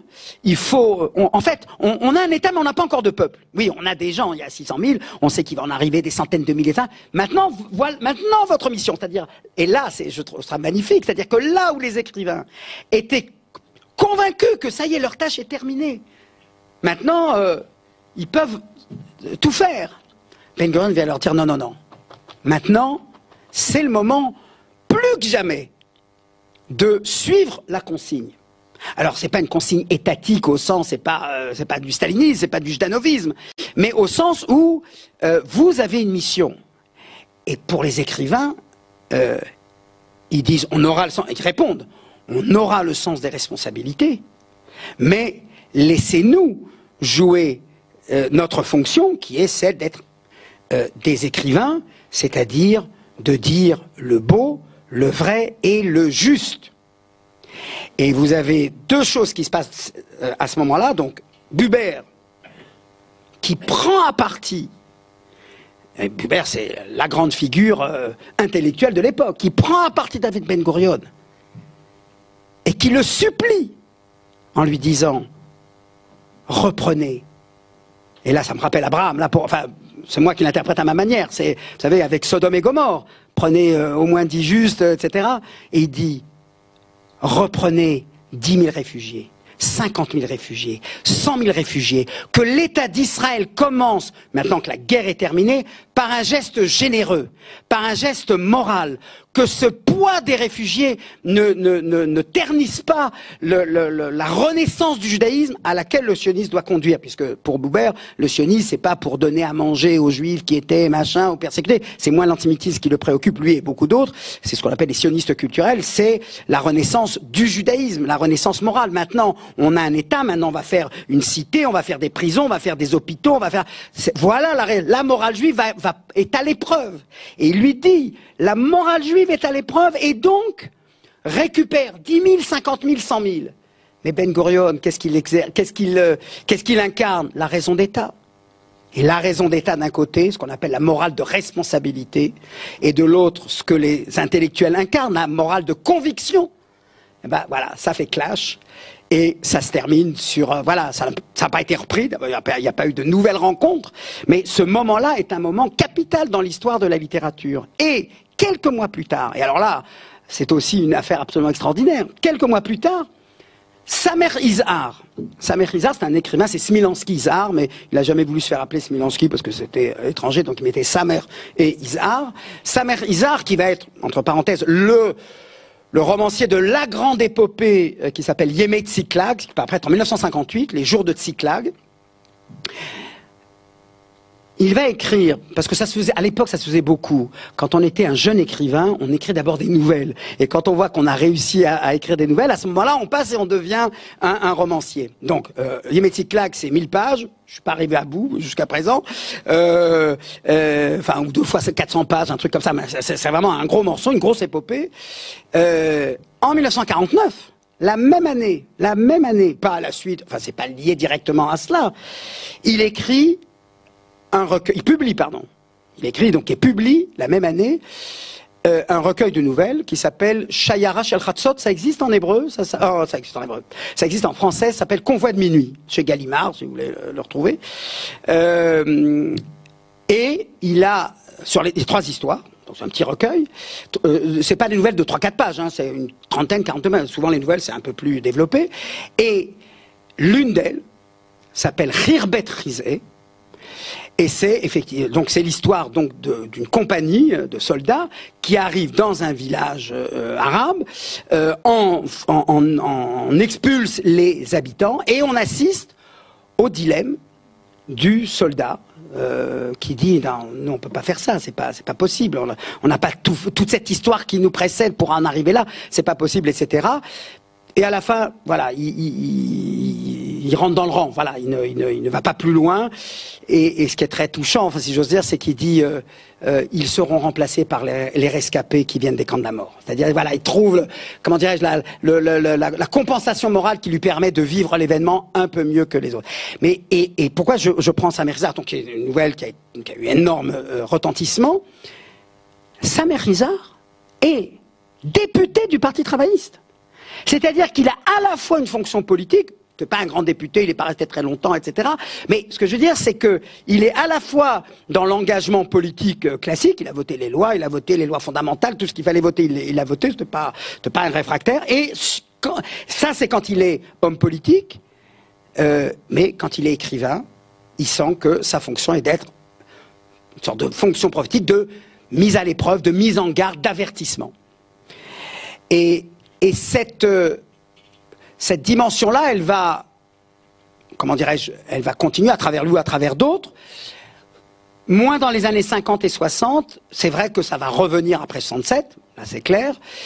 Et avec, alors notamment, je dirais, et là je parle encore une fois, non pas tellement, ça m'intéresse pas tellement, surtout ici, de vous parler de l'engagement politique, consiste à dire on est pour les condamnés, pour les territoires, contre les territoires, ça c'est pas très important, vous le savez, je vous apprends rien là-dessus, mais en revanche, sur l'œuvre, c'est-à-dire comment ils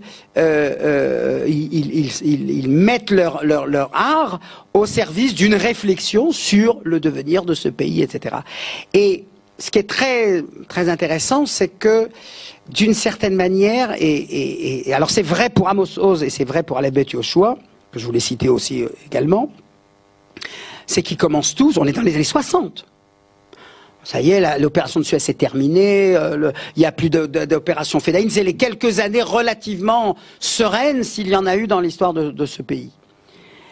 Et ils disent, ben voilà, maintenant on va parler des problèmes du couple, on va parler des problèmes, l'inspiration est moins russe, Camus, mais pas le Camus de la peste, plutôt Camus de l'exil et le royaume, l'absurde, etc., le soliloque de l'individu, etc. Et ça c'est les années 60, et progressivement, petit à petit, inévitablement, fatalement, ils le reconnaissent eux-mêmes, ils vont être amenés de plus en plus à quitter cette inspiration, comment dirais-je, extérieure, dont on disait d'ailleurs à l'époque, mais ça aurait pu, c'est ce qu'il raconte là, ça aurait pu se passer à New York, ça aurait pu se passer à Paris, ça aurait pu se passer, bon, bah ça se passe à Tel Aviv ou à Jérusalem, mais finalement, il y a rien de très, qui nous parle.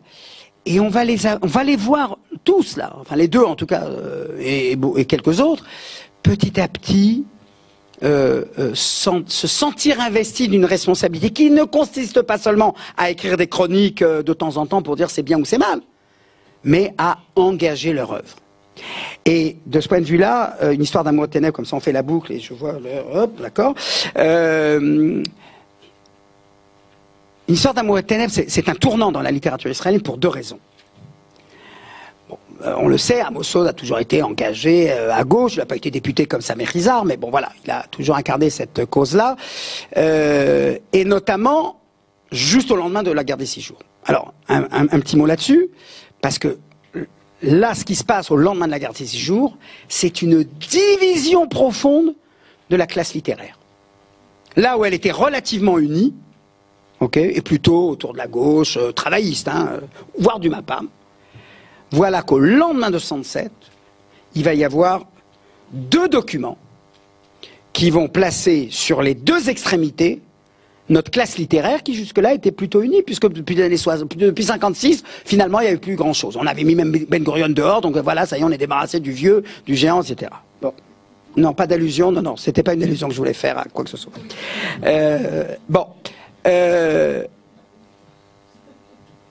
En 67, non, je connais, on me prête toujours des insinuations.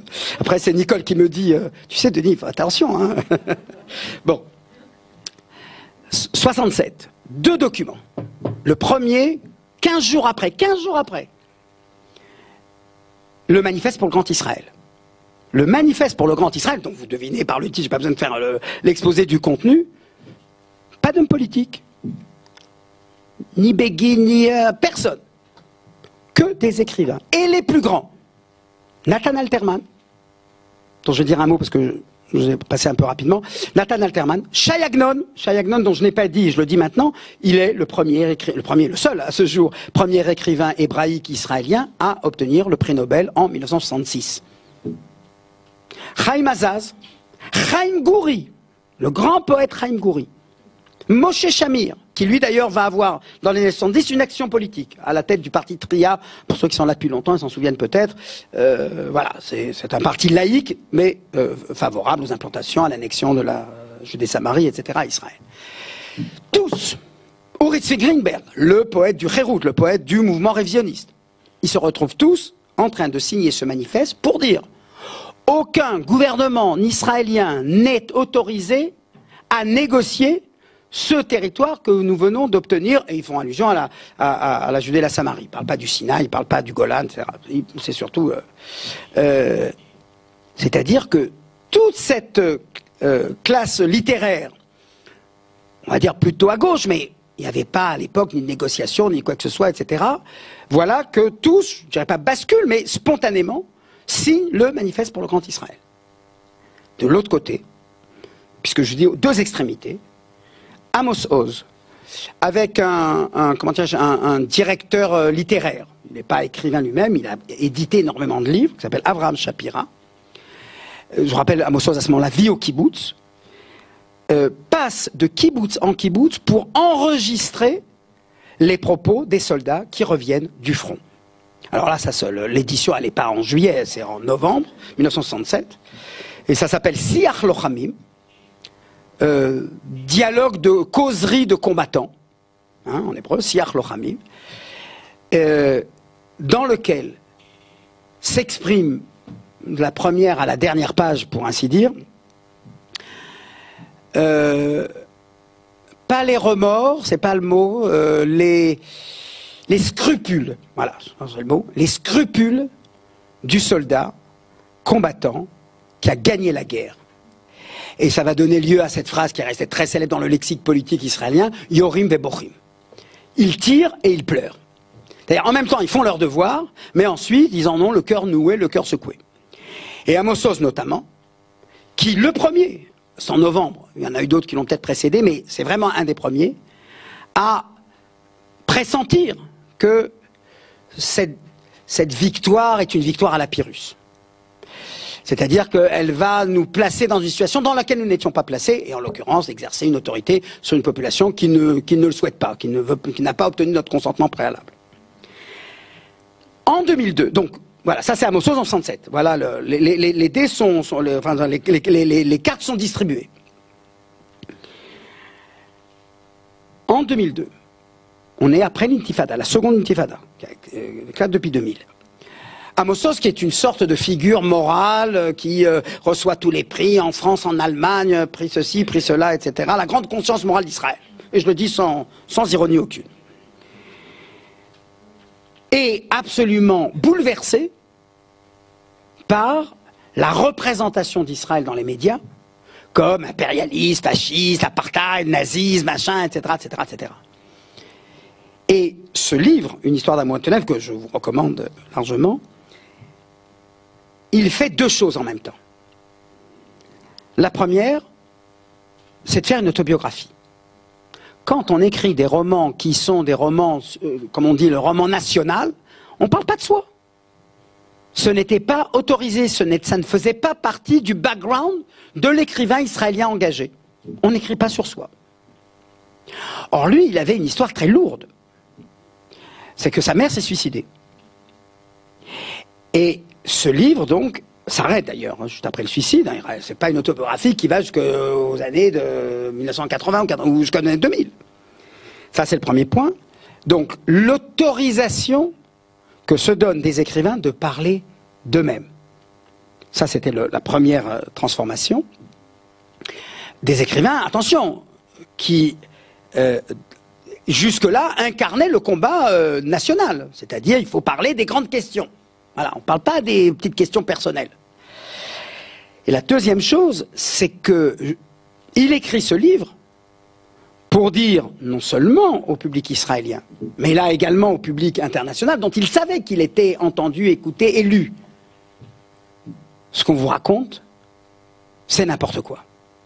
Et il pouvait d'autant plus le dire avec autorité que ça faisait pas photo, comme on dit familièrement, que sa position politique était claire. Il faut un État pour les Palestiniens à côté d'Israël, c'est une évidence. Mais, attention, qu'au nom de cette évidence, on ne vienne pas nous raconter que dès le départ, nous étions des barbares, des colonisateurs, des nazis en puissance, des colons en puissance, etc., etc. Et il raconte, pourquoi il raconte l'histoire de ses parents? Parce qu'il dit, voilà, moi mes parents, ils ont fui l'Allemagne de 1933, ils n'auraient rien demandé qu'à être heureux en Allemagne, comme Dieu en France, etc., jusqu'à la fin de leur jour, et mieux que ça, ils n'ont jamais été heureux en Palestine. Ils ont toujours trop chaud. C'est pas Israël d'aujourd'hui, machin. Ils se sont toujours sentis des étrangers, des exilés, dans leur pays lui-même, mais heureux de pouvoir, enfin heureux, capables de survivre. Voilà. Là, un havre où, enfin, leur existence n'est pas directement menacée. Ou alors par les adversaires, etc. Et donc, Amos Oz, qui a cette position-là, et qui en même temps dit, voilà, il y a une limite, on peut ne pas être d'accord sur des revendications politiques, etc., mais on ne peut pas, au nom de cette revendication politique, aussi juste soit-elle, refaire l'histoire et, comme on dit aujourd'hui, raconter un narratif qui n'a rien à voir avec ce qu'a été le sort de la plupart des immigrants, dont il dit, pas dans le livre, mais dans les interviews qu'il a données après, pour 5, 10, 15, 20% qui sont venus parce qu'ils voulaient rejoindre l'État d'Israël, les 80 autres % sont partis parce qu'ils n'avaient pas d'autre choix, parce qu'on les a mis dehors, parce qu'ils étaient persécutés, parce qu'ils étaient brimés. Et donc, l'histoire d'Israël est une histoire d'émigrants, de réfugiés. Et le livre va obtenir un succès international, et surtout en Israël, où, je parlais, rappelez-vous, on arrive vers la fin, de Chaim Nachman Bialik. Il a un impact, ce livre-là, sur la conscience politique israélienne, en tout cas pour ceux qui lisent, etc. Et je dirais même sur un milieu important en Israël, parce que il rétablit pour beaucoup le sentiment d'une justice qui est celle d'Israël fondamentalement, indépendamment de toutes les erreurs, les fautes, les crimes, etc., qu'Israël a pu commettre dans son existence. Voilà, il y a un noyau dur qui lui est inatteignable, inexpugnable, infaillible en quelque sorte, qu'on ne peut pas exposer. Et ce noyau dur, c'est ça qu'il présente dans ce livre-là, à travers, et c'est ça la grande performance, à travers son histoire personnelle. Alors, on va finir sur une note un peu plus... oui, un peu plus... On doit terminer dans quelques minutes, Nicole, dis-moi, il est 9h25. Je comprends pas, c'est Claude qui dit. C'est Claude, bon, d'accord. Quelques minutes, voilà. Alors, de toute façon, vous trouverez des... comment dirais-je, je voudrais peut-être un mot encore comme ça sur cette tonalité-là, puis je finirai sur une tonalité plus, voilà, un peu plus sereine. Je dirais que la grande valeur ou la grande vertu, alors bien sûr chacun en fonction de sa sensibilité, c'est d'être capable de mettre des mots sur ce qui nous fait souffrir, sur le tragique de ce qu'il y a de tragique dans la condition israélienne. Et je pense notamment, mais je ne vais pas vous les lire maintenant pour pas plomber encore un peu plus l'atmosphère, les poèmes de Dalia Rabikovic, j'en ai pris deux, qui représentent les deux côtés en l'occurrence, mais dans lequel voilà, la poésie étant capable de dire, je ne sais pas si d'atténuer la souffrance, mais en tout cas en lui mettant des mots, de lui donner, voilà, pas tellement une dignité qu'une représentation qui ne soit pas qu'individuelle pour les personnes qui sont directement concernées par ce tragique-là. Voilà.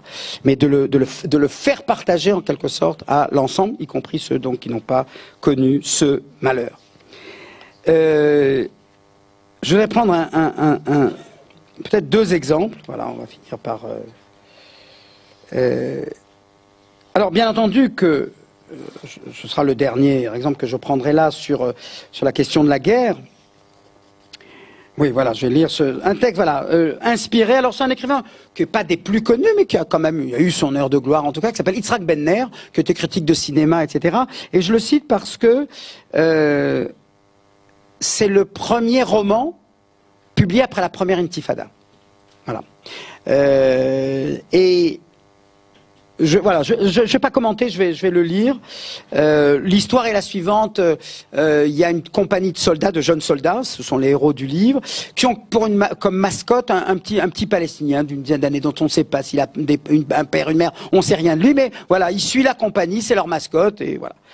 Et puis il y a un moment de confrontation avec des Palestiniens là, organisation, terrorisme, machin, etc. Et dans la confrontation, voilà que ce petit Palestinien, dont on ne sait rien de lui finalement, est tué. Et un des soldats à qui on l'annonce, qu'il l'aimait bien, mais comme ça, à une sorte de monologue, comme ça, qui rétablit après le tragique, n'est-ce pas, purifie ou voilà ressoud la communauté. Voilà comment il le décrit. Quand j'ai vu tous les autres là-bas, ouais, ça a été comme si mon cœur bondissait vers eux. Alors que bien sûr, ça faisait moins d'une heure que je ne les avais pas vus et que parfois ils sont si chiants et t'en as tellement plein le cul que ça en devient insupportable. Mais quoi? On est tous dans la même galère. Les bons et les méchants, les enfants de salauds et les enfants de cœur. D'ailleurs, on est tous comme ça, à un moment plein de pitié et le moment qui suit prêt au carnage. Ce Khaled, c'est le petit gosse en question. Ce Khaled, c'était en tout et pour tout un petit pisseur arabe qui cherchait à se raccrocher au plus fort. Quelqu'un en a enciré, peut-être même qu'il n'a ni père ni mère pour le pleurer. Oh, j'ai pensé en m'affalant près de la casserole d'où montaient les vapeurs de thé chaud, non loin du sergent qui surveillait la distribution. Que sommes-nous? Si peu. Rien. Des pauvres gosses qui ont perdu leur maman. Des petits-enfants. On ne sait rien, on ne pense rien. On veut juste se cacher sous les jupes de maman. Sentir quoi? La chaleur de son ventre. On est vraiment des gosses. On n'a pas la moindre idée de ce qui se passe dans notre estomac tout en dedans. On n'ose pas laisser voir ce qu'on sent. Au lieu de ça, on joue les durs comme si de rien n'était. C'est d'un triste, sans sa maman. Seul, tellement seul. Voilà. Humaniser une situation qui est pénible et difficile, voilà ce dont sont capables les écrivains israéliens. Je voudrais terminer sur une autre thématique que je n'ai pas abordée, qui est celle de l'immigration. Vous avez un texte dans la brochure de Bat Yagour sur un Russe, mais je ne vais pas le lire parce que c'est un roman. Je voudrais plutôt finir sur un poète israélien d'origine marocaine qui s'appelle Erez Biton, qui a eu le prix Israël il y a quelques années, et qui raconte lui la nostalgie. Parce qu'une grande partie de la littérature, et ça a été aussi une forme d'engagement, mais pas le même de celui dont j'ai beaucoup parlé aujourd'hui, c'est cette mémoire censurée, la possibilité de la faire advenir de nouveau. Pendant longtemps, comme vous savez, on ne parlait pas, on n'évoquait pas le passé ancien, le passé diasporique, parce qu'on était là pour se fondre, pour être un peuple et un seul. Et cette parole s'est libérée, comme on dit, le temps du dogmatisme idéologique, le temps de l'uniformité, du nivellement, si vous voulez, est passé. Je pense qu'il avait son temps, et comme l'autre aussi a sa légitimité. Et un de ses poèmes, avec beaucoup de, comment dirais-je, beaucoup de pudeur, voilà, c'est ça que j'apprécie, c'est que l'engagement ne doit pas être forcément, comme on croit souvent, excessif, démonstratif, c'est comme ça qu'il faut faire, c'est comme ça qu'il faut faire. Parfois, il peut être très très pudique, pour montrer, voilà, le décalage entre ce qu'était peut-être la splendeur d'une vie passée loin d'ici et le caractère plus banal, plus ordinaire, moins héroïque de la vie quotidienne dans une petite ville, dans un petit quartier, maison de développement, etc. Erez Bitton, donc, et ça s'appelle le poème de Zohara Alfasia. Et on terminera là-dessus, si vous le voulez bien. Zohara Alfasia, chanteuse de cour chez Mohamed V à Rabat au Maroc. On raconte que quand elle chantait, les soldats se battaient au couteau pour se frayer un chemin à travers la foule et atteindre le bord de sa robe pour baiser le bout de ses doigts et faire don d'un rial en signe de gratitude. Zohara Alfasia. Aujourd'hui, on peut la trouver à Ashkelon, quartier Atikot, bloc 3, près du bureau des allocations. Des relents de boîtes de sardines sur une table bancale à 3 pieds. De magnifiques tapis royaux empilés sur un lit de camp. Dans son peignoir, elle fixe le miroir des heures durant, avec son maquillage bon marché. Et quand elle dit « Mohamed V, prunelle de nos yeux », on ne saisit pas tout de suite. Zohara Alfasia a une voix enrouée, un cœur limpide et des yeux rassasiés d'amour. Zohara Alfasia. Merci.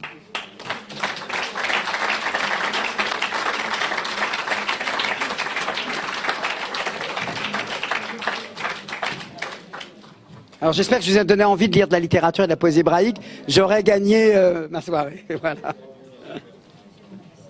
C'est pas gagné, c'est une immense victoire. Tu as fait une démonstration brillantissime et je crois qu'on est tous très très heureux de t'avoir entendu. C'était remarquable. C'est d'autant plus remarquable que je crois que ça donne tout de même quelque chose de plus à la lecture de la société israélienne. Lorsqu'on peut accompagner 70 ans de combat avec des voix aussi fortes, aussi sincères et aussi engagées, quel que soit le prix qu'on paye, puisqu'on a des chanteuses engagées qui ont beaucoup de difficultés à s'exprimer, on a des écrivains engagés qui ont beaucoup de mal à être publiés, à être compris. Alors malgré toute cette espèce de brutalité politique et militaire qui nous entoure, je crois que c'est une source de réconfort extraordinaire. Alors malgré la difficulté et la force de ta conférence, tu nous as donné énormément d'espoir parce que c'était d'une richesse extraordinaire. Alors merci infiniment. Merci. Si quelqu'un a des questions à poser, oui, on est là pour ça. Allez-y.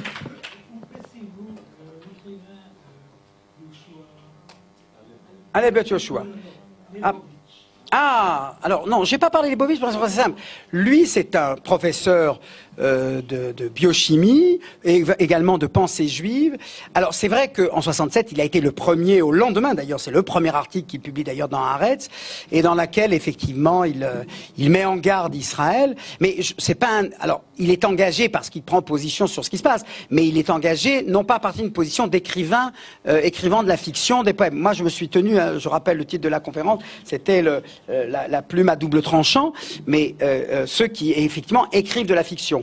Donc oui, bien sûr, Leibovitch a eu un rôle, je dirais, significatif. Alors, il a cultivé la provocation, hein, c'était ça son art en quelque sorte, avec sa voix qui montait, qui descendait, qui réveillait, qui stimulait. Très critique, effectivement, au point même qu'il a même dû renoncer en 1994 au prix Israël qui lui avait été décerné. Donc, La personne était, mais voilà, mais un peu comme Sartre qui a refusé le prix Nobel en quelque sorte. Lui, il l'avait pas refusé, mais devant la pression publique, à cause de propos qu'il avait tenus au lendemain de la guerre du Liban, voilà, beaucoup ont estimé que c'était intolérable, insupportable qu'on puisse lui attribuer ce prix. Mais voilà, je l'ai pas cité parce que je me suis pas occupé ce soir, en tout cas, des intellectuels, c'est-à-dire des historiens, des sociologues, des politistes, etc., qui de temps en temps, voilà, quittent la cathédra, comme on dit, c'est-à-dire la chaire de leur enseignement pour dire leur opinion sur ce qui se passe. Je m'en suis tenu effectivement aux écrivains parce que je crois à la fois à cause de l'affaire Dreyfus et Voltaire et d'autres, mais c'est vrai que voilà, je dirais que tous les propos que peuvent tenir des historiens, des sociologues, etc., n'ont jamais la puissance que peut avoir un écrivain pour une raison très simple, c'est qu'un écrivain, il est d'abord et avant tout quelqu'un qui écrit avec des images. Et ce qu'un sociologue n'est pas capable de faire, un sociologue vous dit ah, pourquoi ça c'est bien, pourquoi ça c'est mal. Un écrivain, il va employer une image, il va vous dire c'est comme ceci ou cela. Et ça, c'est voilà, c'est ça leur don, et c'est à eux que je voulais rendre hommage ce soir. Alors, elle est tombée amoureuse du mauvais gars. Martin Heidegger, effectivement. Alors, deux choses. D'abord, je n'en ai pas parlé parce que, merci. Je n'en ai pas parlé parce que, encore une fois, c'est une intellectuelle, c'est une philosophe. Elle a une œuvre considérable. C'est certainement la plus grande philosophe de la deuxième moitié du XXe siècle. Et il y a peu de femmes dans ce domaine, en tout cas à l'époque, même si elle a fait effectivement un bout de chemin avec le mouvement sioniste, puisqu'elle a participé notamment auprès d'Henrietta Sold à l'Aliata Noire. Okay. Elle était dévouée pour la cause et elle a beaucoup écrit en ce sens. Elle rompt en 1944. Voilà, je connais bien le texte, parce que je l'ai même publié dans mon anthologie de textes sionistes, mais c'est le texte de la rupture, justement. Elle rompt avec le sionisme en 1944. Alors, je dirais parce que ça rejoint un petit peu, voilà, je vais essayer de relier avec le propos que j'ai tenu ce soir, c'est la position un petit peu de Martin Buber, c'est-à-dire pas vous et pas ça. Israël et la raison d'État, pour elle, c'est un mélange qu'elle a du mal. Et donc, elle quitte donc le mouvement sioniste au moment où Ben-Gurion, quelques mois après que Ben-Gurion, pour la première fois, hein, pas oublier, on est en diplomatie, on déclare pas toujours, hein, mais déclare tout haut que l'objectif du mouvement sioniste, on est en 1944, en 42, à Biltmore, aux États-Unis, à l'hôtel Biltmore aux États-Unis, fait la première fois la déclaration que l'objectif du mouvement sioniste, c'est de créer un État juif sur l'ensemble de la Palestine mandataire. On est encore avant le plan de partage, etc. Et pour elle, elle dit ça y est, on va à une politique du plus fort, de la domination, là où elle avait toute sa philosophie politique. C'est la politique de ce qu'elle appelle la politique de l'amitié. Et je dirais quand même une chose pour sa défense. C'est vrai qu'au moment du procès Eichmann, elle a été méprisante et terrible, et ce qu'elle dit des conseils juifs, etc., est vraiment très problématique, mais elle sait être sioniste, pas une fois elle n'est antisioniste. Elle n'a jamais écrit une ligne. Autour de Eichmann à Jérusalem, oui, elle est très, comment dirais-je, encore une fois, très méprisante. Elle, c'est la juive allemande, hein, donc ces juges qui viennent de Hongrie, de Pologne, etc. Pour elle, c'est des Ostjuden, hein, c'est pas bon. Eh bien, mais même là, je veux dire, elle n'est à aucun moment elle n'est antisioniste, donc elle rompt avec son combat sioniste, mais elle ne passe pas de l'autre côté. Et j'ajouterais quand même que, comme beaucoup d'autres, et on pourrait comparer à Aaron, si je puis dire, même si elle n'a pas donné d'expression publique à ça, en 1967, pendant les jours d'attente, elle écrit une lettre à Mary McCarthy, « Je tremble pour l'État d'Israël ». Elle ne s'est jamais réconciliée, mais elle fait partie, et moi je l'analyse, enfin dans une chose sur laquelle je travaille, sur ces écrivains qui ont eu, alors je pense notamment, moi j'ai plutôt travaillé sur Arthur Koestler, okay, qui écrit Analyse d'un miracle, et qui était là en Palestine, son livre La Tour d'Ezra, qui est un magnifique roman, je vous le recommande parce que je l'ai relu il y a peu de temps, et c'est extraordinaire. La Tour d'Ezra, ça s'appelle en français, Voleur dans la nuit en anglais, This is My Night, dédié à Jabotinsky et à Teddy Kollek, comme quoi il est, voilà, il est des deux côtés, et en 1948, il est là en Israël, il couvre la guerre d'indépendance en 48, et en 1949, il écrit ce livre qui s'appelle Analyse d'un miracle, publié aussi en français, et il dit maintenant, voilà, maintenant les juifs de diaspora doivent choisir. ou ils sont sionistes et ils montent en Israël, ou ils se la ferment et ils cessent d'être juifs. C'est très violent, hein, c'est très radical, mais attention, et ça je le défends, bon c'est un autre combat, je m'y amené parce que je travaille là-dessus depuis quelques temps, il le fait parce qu'il dit attention, l'Europe est encore pas délivrée de son antisémitisme, donc les juifs, si vous restez encore juifs en diaspora, ça va mal se terminer. Donc il le fait pas parce qu'il est contre Israël, mais à partir du moment où il dit ça, il dit je ne m'intéresse plus à Israël et il ne s'y intéressera plus. Ses amis qui étaient révisionnistes, hein, ses amis étaient révisionnistes, c'était pas les gens de gauche, le supplient de venir, dit allez viens voir ce que c'est devenu Vinchal. Il connaît toute la jante jabotinskienne, hein, c'est proche, c'est avec eux qu'il était. Il était pendant 3 ans en Palestine, hein, c'est pas, il parlait l'hébreu, enfin bon, en tout cas pas mal. Et eh ben non, voilà. Arendt, Kessler, ce sont ces deux grands esprits qui disent on a eu une partie de notre vie pour cette cause-là. À un moment, ça prend un tour qui n'est pas le nôtre, eh bien, on rompt définitivement. Mais Kessler, lui, le fait par rapport à Arendt, il le fait vraiment dans une histoire de dire maintenant je suis en diaspora, donc maintenant je suis un Britannique. Puisqu'il quitte la France d'ailleurs, et il s'installe à Londres, et il est britannique, et il va même arrêter d'écrire des romans. Et le zéro et l'infini, là, c'est fini, terminé, et il va s'intéresser à la science. Aleph Yoshua, alors j'en ai dit un petit mot. Ce qui est intéressant chez lui, c'est 2 choses. La première, c'est qu'il commence avec des nouvelles symboliques, fantastiques, imaginaires, etc. Voilà. Et en 77, c'est après le Mahapar, hein, après l'alternance, la première alternance, il publie ce roman qui s'appelle L'Amant, qui est un de ses chefs-d'œuvre, il y en a d'autres. Un de ses chefs-d'œuvre, pourquoi? Parce que alors moi je reste littéraire, hein, je sais pas du tout le point de vue politique qui ici n'a pas d'importance. Il prend cette technique du monologue intérieur. Il raconte une situation qui se passe à Haïfa, machin, etc. Et la même scène nous est racontée par plusieurs voix différentes. Et ça, je trouve que comme l'expression du relativisme dans ce qu'il a de bon, dans ce qu'il a d'humble, c'est-à-dire attention, nous on perçoit une réalité, mais un autre l'aperçoit, il a vécu la même scène, mais lui l'aperçoit totalement différemment. Et c'est pas une histoire politique ni quoi que ce soit, je veux dire c'est une histoire de vie quotidienne, etc. Et ce qui est magnifique chez Yoshua, plus que peut-être chez Grossman et Amos Oz pour moi, c'est que lui est très sensible aux symboles, et donc quand on fait attention, par exemple, à l'onomastique, les noms des personnages, voilà, des détails, mais qui en fait ont plein de significations. Quand on est, pour lui en particulier, sensible à cela, c'est un régal. Sa femme s'appelle Assia. Bon, bah Assia, c'est l'Asie. À un moment, il y a un Gabriel qui était en France, qui avait quitté Israël, qui revient de France après la guerre de Kippour, et qui avec une voiture dont la plaque d'immatriculation est 1947, une voiture qui est bleue, que des Arabes essayent d'arranger parce que eux savent y faire, parce qu'ils connaissent, etc. Et puis ensuite il a peint en noir pour entrer dans Mehachi Harim. Voilà, il y a un jeu en permanence avec les symboles qui rend la lecture extrêmement intéressante au-delà de l'histoire. Mais cette histoire des monologues qui racontent la même réalité mais vus par des yeux différents, je trouve que c'est une leçon de pluralisme qui nous sauve du dogmatisme dans lequel, voilà, peu ou prou, on est tous englués parce que voilà, on a des positions, des convictions dogmatiques et qu'on les met pas assez à l'épreuve. Et puis il y a peut-être chez lui encore, c'est celui, me semble-t-il, hein,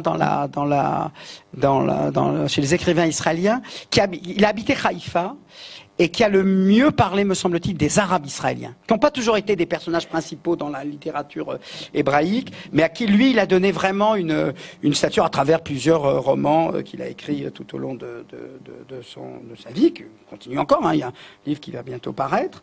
Alors, David Grossman. Bon... Alors là, je vais être honnête. Son grand chef-d'œuvre, celui qui restera comme une histoire d'amour et de ténèbres, etc., c'est Une femme fuyant l'annonce.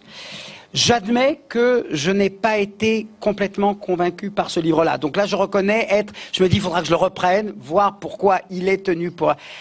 je vois bien les passages qui sont extraordinaires, puisque lui a pris, vous l'avez compris, malheureusement, on revient au tragique, il a pris par définition la scène primitive ou la scène horrible, terrible, etc., que redoute toute mère en Israël lorsqu'elle a un enfant à l'armée, c'est-à-dire qu'on sonne à la porte, un peu comme dans le film Foxtrot, si vous l'aviez vu, qu'on sonne à la porte et qu'on lui annonce. Et tout le canevas de l'histoire, je vous raconte que le canevas de l'histoire, mais c'est vrai que c'est très fort et très puissant.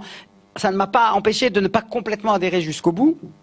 Mais le truc, c'est qu'elle dit, puisque son fils elle emmène son fils à la base militaire, de là, il part à la guerre, et elle dit, comme s'il y a un drame, ils viendront chez moi pour me prévenir, eh bien, je ne vais pas être chez moi. Et tout le livre raconte une sorte de pérégrination, en se disant, si effectivement je ne suis pas chez moi, donc ce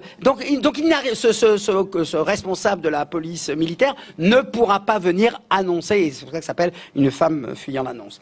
J'ajouterais quand même, puisque vous me demandez encore un mot sur Grossman, là je fais preuve pour le coup de ma grande admiration, je veux dire, et merci d'avoir posé la question parce que j'aurais pu, alors que je l'avais annoncé, j'aurais pu passer à côté de lui, il a bien sûr des articles qu'il publie de temps en temps, et quand il en écrit depuis quelques années, le Haaretz lui donne les honneurs de la première page, qu'on ne fait jamais. Jamais, jamais. Il a la première page pour lui. Les titres de l'actualité passent en dessous.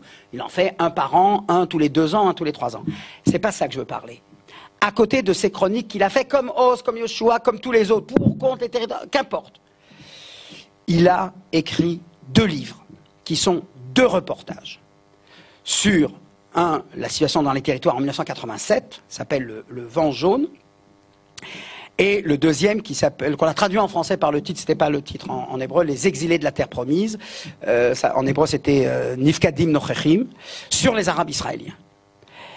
C'est pas une page, c'est pas 10 pages, c'est 300 pages. Qu'un écrivain, et ça c'est unique, ça c'est vraiment unique, relativement unique, on voit pas beaucoup d'exemples comme ça, qu'un écrivain dise je vais pas me contenter d'écrire une fois par an un article, machin, etc. Après, qu'on aime, qu'on n'aime pas, qu'on soit d'accord, qu'on soit pas d'accord, qu'importe, ça n'a aucune importance. Cette décision de dire j'arrête mon œuvre pour me pencher sur la situation des Arabes israéliens, c'est en 1988, et le Vent jaune, c'est en 1987, outre les positions qu'il défend et avec lesquelles je reconnais humblement m'identifier, mais mis à part cela, je trouve qu'il y a une sorte d'abnégation, une sorte de prendre au sérieux les problèmes dont on veut traiter. Et c'est vrai que moi je dois reconnaître que depuis, toutes les belles chroniques qu'on peut écrire dans un sens comme dans l'autre, qu'importe, je trouve que c'est facile par rapport à cette exigence qu'il avait et qui a consisté pour lui à écrire ces 2 livres-là. Et j'ajouterais encore et c'est là où il est d'abord écrivain et non pas intellectuel qui s'engage, etc. Quand il écrit un roman, David Grossman ne fait rien d'autre. Et il dit, pas de chronique, pas de machin, il peut arriver le pire, machin, etc. Il a peut-être trahi une fois ou 2, j'en sais rien. Mais quand il est en train d'écrire un roman, et c'est dans la période intermédiaire qu'il se permet, ce qui est d'ailleurs le cas de Zola, puisque si on a eu droit au J'accuse de Zola, c'est parce qu'il venait de finir en novembre 97 un roman et qu'il était donc disponible pour écrire en janvier 98 J'accuse. Voilà. Merci infiniment. Vraiment, encore une fois, 1000 merci, Denis. C'était extraordinaire. Extraordinaire.